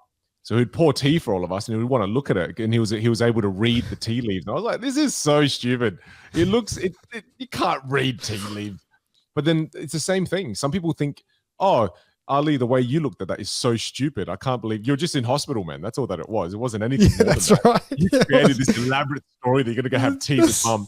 Like, that's how some people view it. Some people view it as really stupid. But I think it's actually a superpower.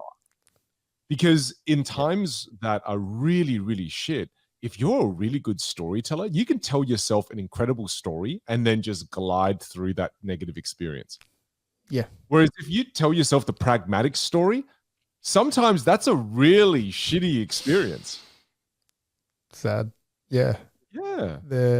And I think that's it. It's like the internal dialogues that we all have that run in our minds. Like, do we want that person to be living a drama or a horror movie, or do we want to start trying to live a comedy or a little bit of an inspirational underdog story? Right. Yeah, that's right. That's right. And it's the only voice we could control somewhat. And you could take anybody's awful potential situation, and with enough creativity, you can turn it into Rocky Balboa. Yeah. You really could. You really, really could. Absolutely. Especially the bad things. The bad ones are the ones where you really get to turn it into a cool story, you can Well, get that's through on right. the other side. Yeah. Because if you already got a cool story, now you're just exaggerating, right? That's right. It's harder to tell the up moments. It's a lot harder to tell the wins. They're nearly impossible to tell Well, but without why would making you? everyone around you cringe. If you already have a really good win, it's already a really good win. You don't need to retell that. Just enjoy it, experience it. It's more the really tough, negative times that you've been through. You know? Yeah, no, you're right. It is a really good skill. And I just thought of a quote that I thought I'd share, because the quote is, a healthy man wants a million things. A sick man just wants one thing. Yeah, that's right. You know, and it's a good reality check. It's a good reality check on how important health is. Yeah. You know what freaked me out? One of my friends, Fong, told me that next year he's turning 40. And I went, what the frick? We're around the same age. And I'm turning 38 next year. So I was like, what the frick? I'm turning 38. We've crossed mid-30s. We've crossed mid-30s, man. I just forgot. I thought I was still mid-30s. I can't say that anymore. I've crossed the line. Yeah, I know. Yeah, it's all age is just scary. Imaginative. Yeah, see, you're gonna tell yourself another story, and you'll be like, they're gonna create new medicine. 30 is only like 10 now. We're gonna live to 300. You know, we're like 1/10 of the way in right now. Wait till we download our consciousness into a video game, and then it just goes on forever. Like, so many other opportunities. But no, you're right. Sorry about that tangent. Sorry about the tangent I took us all on, because I'm curious. I'm genuinely curious as to why you want more power. And as we've been talking and sidetracking and whatnot, it just made me get a little more clarity as to why I want power. I want more power because I want more impact. And that's why I find power useful to me at this point in my life. In that, if I understand how to be more powerful, then I'm going to be able to have more impact in this life of mine. You know, and I can have more impact in my family. I can have more impact in my community. And it's like I've also learned that, and I loved in the start of this book, it said, you know, you can hold a bee and tell it you love it as much as you want, you're going to get stung. And we live in a world where people are playing power games. Everyone's playing power games. You know, you see this all the time in politicians. They're all playing power games, right? Think about when election time comes around. This is the playbook for election times. They're playing power games. And if you recognize that you're in a world that's playing these games, if you don't learn how to play these games, then it'll be much harder for you to play in this game. Yep. And you don't necessarily have to use these tactics.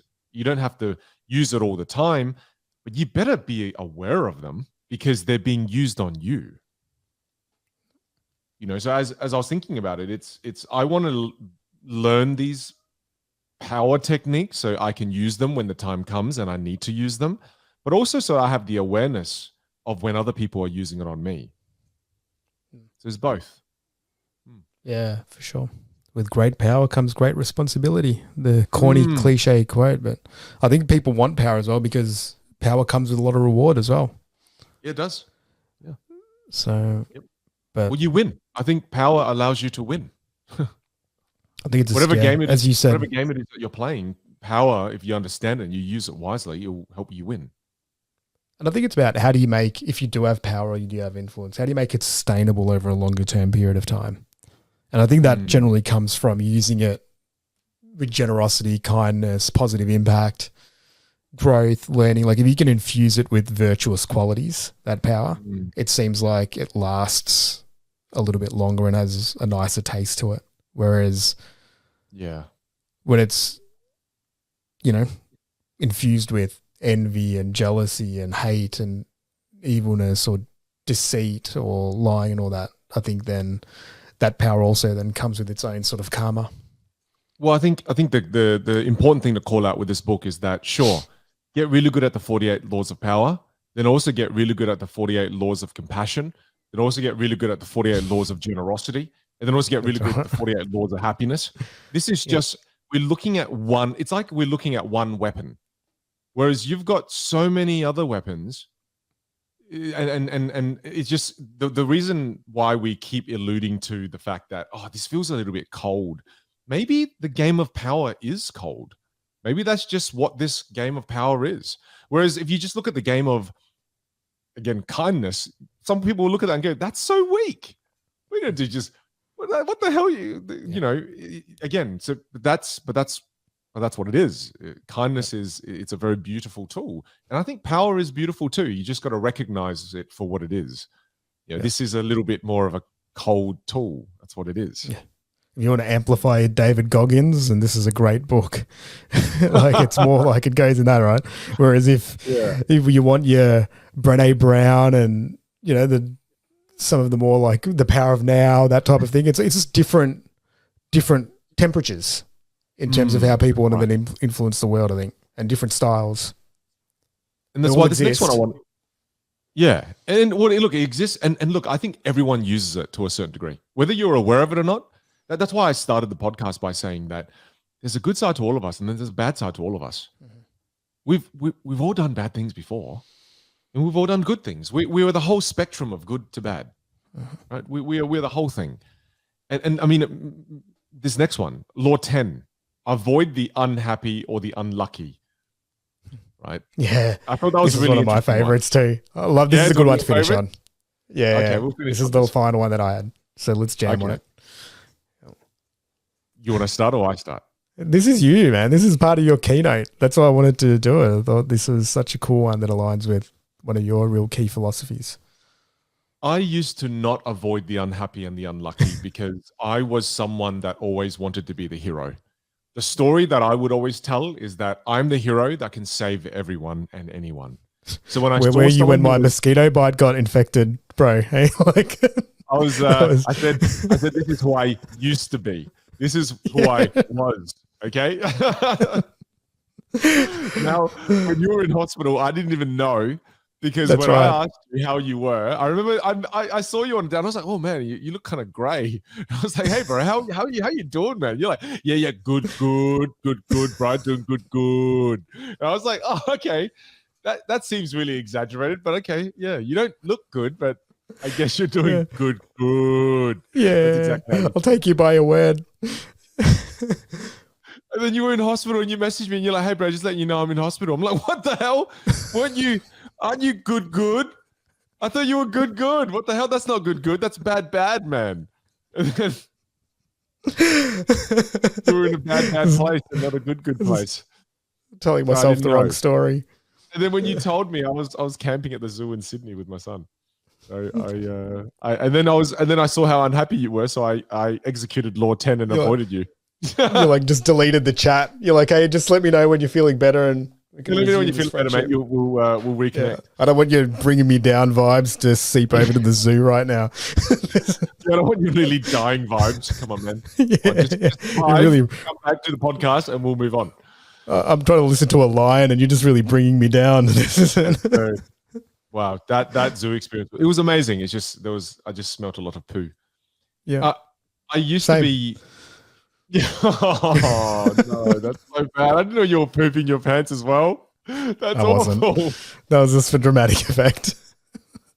There was no poo that I know of. Okay. I used to be someone who wanted to be a hero all the time. I just wanted to save people all the time. I wanted to, and it came. I think it came from a place of good and bad, because I wanted to be A, seen as a hero, and B, I actually wanted to help people.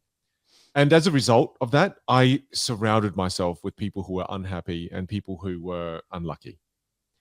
And I for the longest time felt like I was just dragging all this baggage that people had given me while trying to be a bubbly person.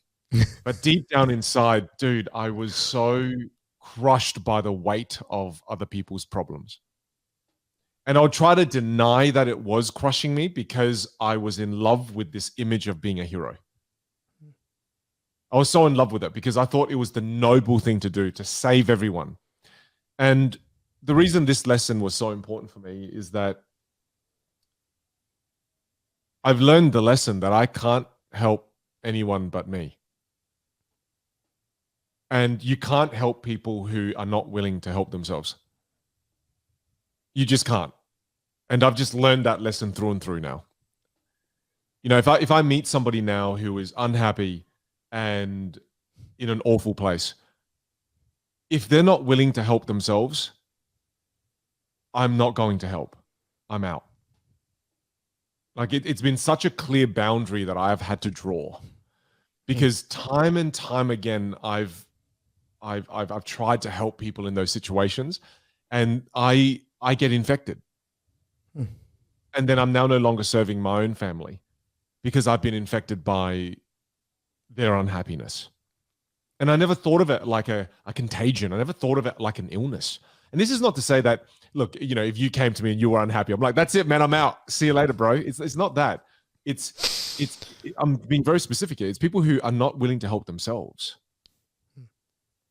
And these are the people who, again, you'll find that no matter at which point in time you chat to them, they're always unhappy. Yeah. I think that's a really good frame. It's around, like, sometimes I think people have general dispositions, right? And I think what you're saying there is if someone's general disposition is like, oh, it's always a hard luck story, I'm always unlucky, I'm always unhappy, all these bad things happen. So it'd be pretty hard to help them with an infusion of happiness. Yeah. Is something that I think is pretty consistent. You're right though on the other side, right? Like if somebody's generally a pretty like a person that you do want to surround yourself with, somebody that does generally have a pretty good like energy or disposition and an outlook on life, but then they're having a down moment or something's bringing them down. I think that is a different thing. Yeah. You know, like say if you came to me, like you're usually pretty happy. You're one of the happier people that I know. Like if you came to me and you're like, hey man, I'm really feeling down or I'm feeling out. It's not one of those cases. It's like, oh, here we go again. Good old sad panda Vin coming along for some sadness, like just to bring us all down. It's like, you know that, okay, there's something serious going on here. What's the situation? How do we then, you know, figure that out or listen or, you know, just be there for each other? And I think it's true. It's that, yeah, is the person's unhappiness a pretty ongoing condition or that downer feeling? And is that something that you want to surround yourself with? Now, for some people, they love surrounding themselves with people like that because it's dramatic and it's interesting and there's always something going on. There's some problem to solve and great, perfect. But I probably align more with you where to me, it brings like, it infects me a little bit and brings me down. And then I really struggle to get back up from that situation if it's very consistent, you know, like if it's a one-off or it's not something, if it's not every single interaction, that's fine. And I think a lot of that for me just has to have with the way that I grew up, because I'd say my dad lived in that world. Like when I read that law, it just reminded me a lot of my dad growing up, where all of his relationships were pretty average. His disposition on life was always like, oh, it's a hard luck story. It's not really working out for me. So I saw that growing up and I saw what its impact was both for him as an individual and then also those around him and the environments that he interacted with. So from a really early age, I had a pretty strong resistance to that because it's something that I always wanted to get away from. So even now when I'm older, I struggle with it a little bit now, even when I get that similar vibe or that similar energy from people. I'm like, oh, I can live here for a second, take a big deep breath and we get through this, but it's not somewhere where I'm probably at my best in those environments. Whereas, yeah, it's just, I think our childhood experiences probably impact this a little bit more too. Yeah, I mean, again, just to create that clarity behind a friend needs help versus someone who's just not helping themselves and always negative and always feeling sad, right? You've got to be very careful of that. Where and I think again, there's a lot of people have that addiction to being a hero too. There's that addiction to, oh, I can save you, I'm going to save everyone kind of thing. You've got to be careful of that. And I love that the book kind of mentions what do you do when you meet somebody like that? And I mean in the most negative sense, so the person who's just not helping themselves, always negative, has a turbulent past, line of broken relationships, and you can kind of see this type of character coming. And the book says what to do. And the first thing is they said, don't argue with them, because that's how they trap you. That's how they get you, because if you start arguing with them. Second thing is, don't try to help them no matter what they say. But I was like, well, that's savage, but yeah, okay. That's next one is brutal. don't pass the question on to your friends. Don't say, hey, why don't you call Ali and maybe he might be able to help you. And second one is says, flee the infector's presence or suffer the consequences. Wow, that's brutal. But I think when I read that, I went, that almost goes to show how potentially toxic someone like that could be. Right? That's like how you would write. That's how you should avoid zombies. It's kind of, it seems really over the top, but I think it's also speaking to the dangers of being in the presence of someone like that. And I know it seems a bit cold. Again, we're talking about the 48 laws of power here. We're not talking about the 48 laws of kindness. It's kind of, just be very careful of it because it does impact you immensely. Yeah.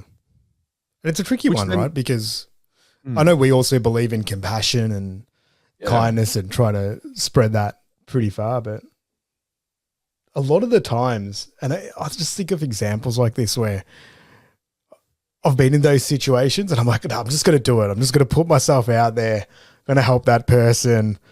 And I'm sure it's going to be different. Like, this is about me growing as a person and developing. And then you go down it and then bloody instantly you start regretting it as the thing plays out. And it's like, shit. Like, now I'm sucked into the vortex. There's no finish line here. It's just going to keep continuing. It's like it's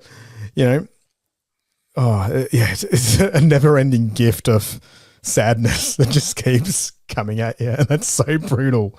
But it very rarely surprises you where you're like, oh, I'm so glad I engaged with that. And I was able to, everyone's now happy and we're all winning. And what a cool little growth opportunity for all of us throughout that process. Like, it still always ends up at the same endpoint where most of the time you still have to pull the Band-Aid off. And then it's just that you went down this dance for a little bit longer and it's actually probably more brutal when you have to bail out. The last time I did something like this, I couldn't handle it anymore and I had to end the friendship. Yeah. And it was just years of just a lot of sadness. Is this you telling us that this is the last podcast episode? And that moment, that moment was now. It's so weird because you're right. It does conflict with so many of our core values of being kind. And that's why this has been such an interesting podcast for me because, like, usually when we're talking about things, we talk about it with there's an aura of joy and compassion and kindness, whereas a lot of these topics don't allow us to be able to feel all of those other values while talking about this. It's almost, we're going to need a shower after this one. Well, it's not that. That's why I also want to acknowledge that this is just one tool, and it's so hard to not think about all the other things while we're thinking about this, right? It's the 48 laws of power. It just feels a bit icky. Yeah. I can't help it, but I feel icky. Maybe next week we do like the 48 laws of like murder or something like that. And then it'll just help make this one feel a lot less dark. But I think you're right. But it's true though, right? Like these are moves that are used today by a lot of people in business, in politics, in war. I mean, we use them sport. Too. I ended the friendship. I ended the friendship because I couldn't handle it anymore. We've all got stories that relate to every single, to most of these laws. Yeah, for sure. It's just when you talk about it in isolation, it just makes you seem like a dick. Potentially. Yeah, it does. Okay. I think, again, it's good to be aware of these. I think it's still the book holds up because it is different. And it's got practical utility, depending on how people now. The book also holds up too, because I think of the reversal of all the laws. And that's what I love about this book is that it does give you reversals. And if you think about the reversal of the law 10, which is infection, avoid people who are unhappy, the reversal of that is make sure you spend time with people who are really inspiring. That's right. People who are happy and people who are go-getters, right? So I think that kind of saves it for me a lot. And also this book teaches me that there are some cold truths that I struggle to even talk about. And I know they're true. It's just they're difficult to talk about because, and I think the reason why it's difficult to talk about is because the fear of judgment. Yep. The fear of, if I talk about this, will people then think that I'm a really cold person because and it's kind of, again, it's sad to admit that I do avoid people who are unhappy and not willing to help themselves. And it's like, then will people go, oh, what a bad person? It's like, well, yeah, I kind of do this, you know? Yeah. So it's a weird one. It's the uncomfortable truths of power. As we always say, we're just sharing what our experiences are at this given point in time of our lives, and it may change. We read it this time around, 2023, and this is our interpretation, right? Yeah. I don't think we've gone too hard either way on it. We understand what, you know, it's sharing what the laws are, if we've had any relationship with those laws or experiences. But yeah, I don't think there's anything too outrageous in not wanting to surround ourselves with people that make us feel good versus those that make us feel horrendous and are always a downer. Like, I think that one's pretty solid. Those that want to interpret that incorrectly are probably the people you're not really going to want to spend too much time with anyway. You are the problem. That's right. Like if you're sitting there getting really angry about this and you're like, hey, screw you, Vin, I'm always sad and now you've just made me feel more sad, probably you've just answered your own question, realistically. It's not. There's other books or other places you need to go with that. And on that negative note, thanks for joining us for a really awkward conversation about power and talking about uncomfortable truths and the darker sides of ourselves that we didn't want to admit. But it's I get a free pass on this episode too because I'm high and post surgery, and I could just be like, I didn't even know who that guy was that was speaking for that 2 hours. So if this goes pear shaped for me, you just know that you're on your own. All right. Yeah. Well, thank you, Ollie. I'll take full I'm not getting your stain of infection on me. I've already got enough. Well, look, thanks everyone. Look, I think we'll end this episode on that. You know, I think it's important to read things that also make you feel uncomfortable. I think the reason why we picked one of these books as well is that we were going on a spree of books that we were very comfortable with, books that we had lots of evidence to be able to back up why we believe the lessons are true. We wanted to pick a book that made us feel a little bit uncomfortable. And I think it succeeded.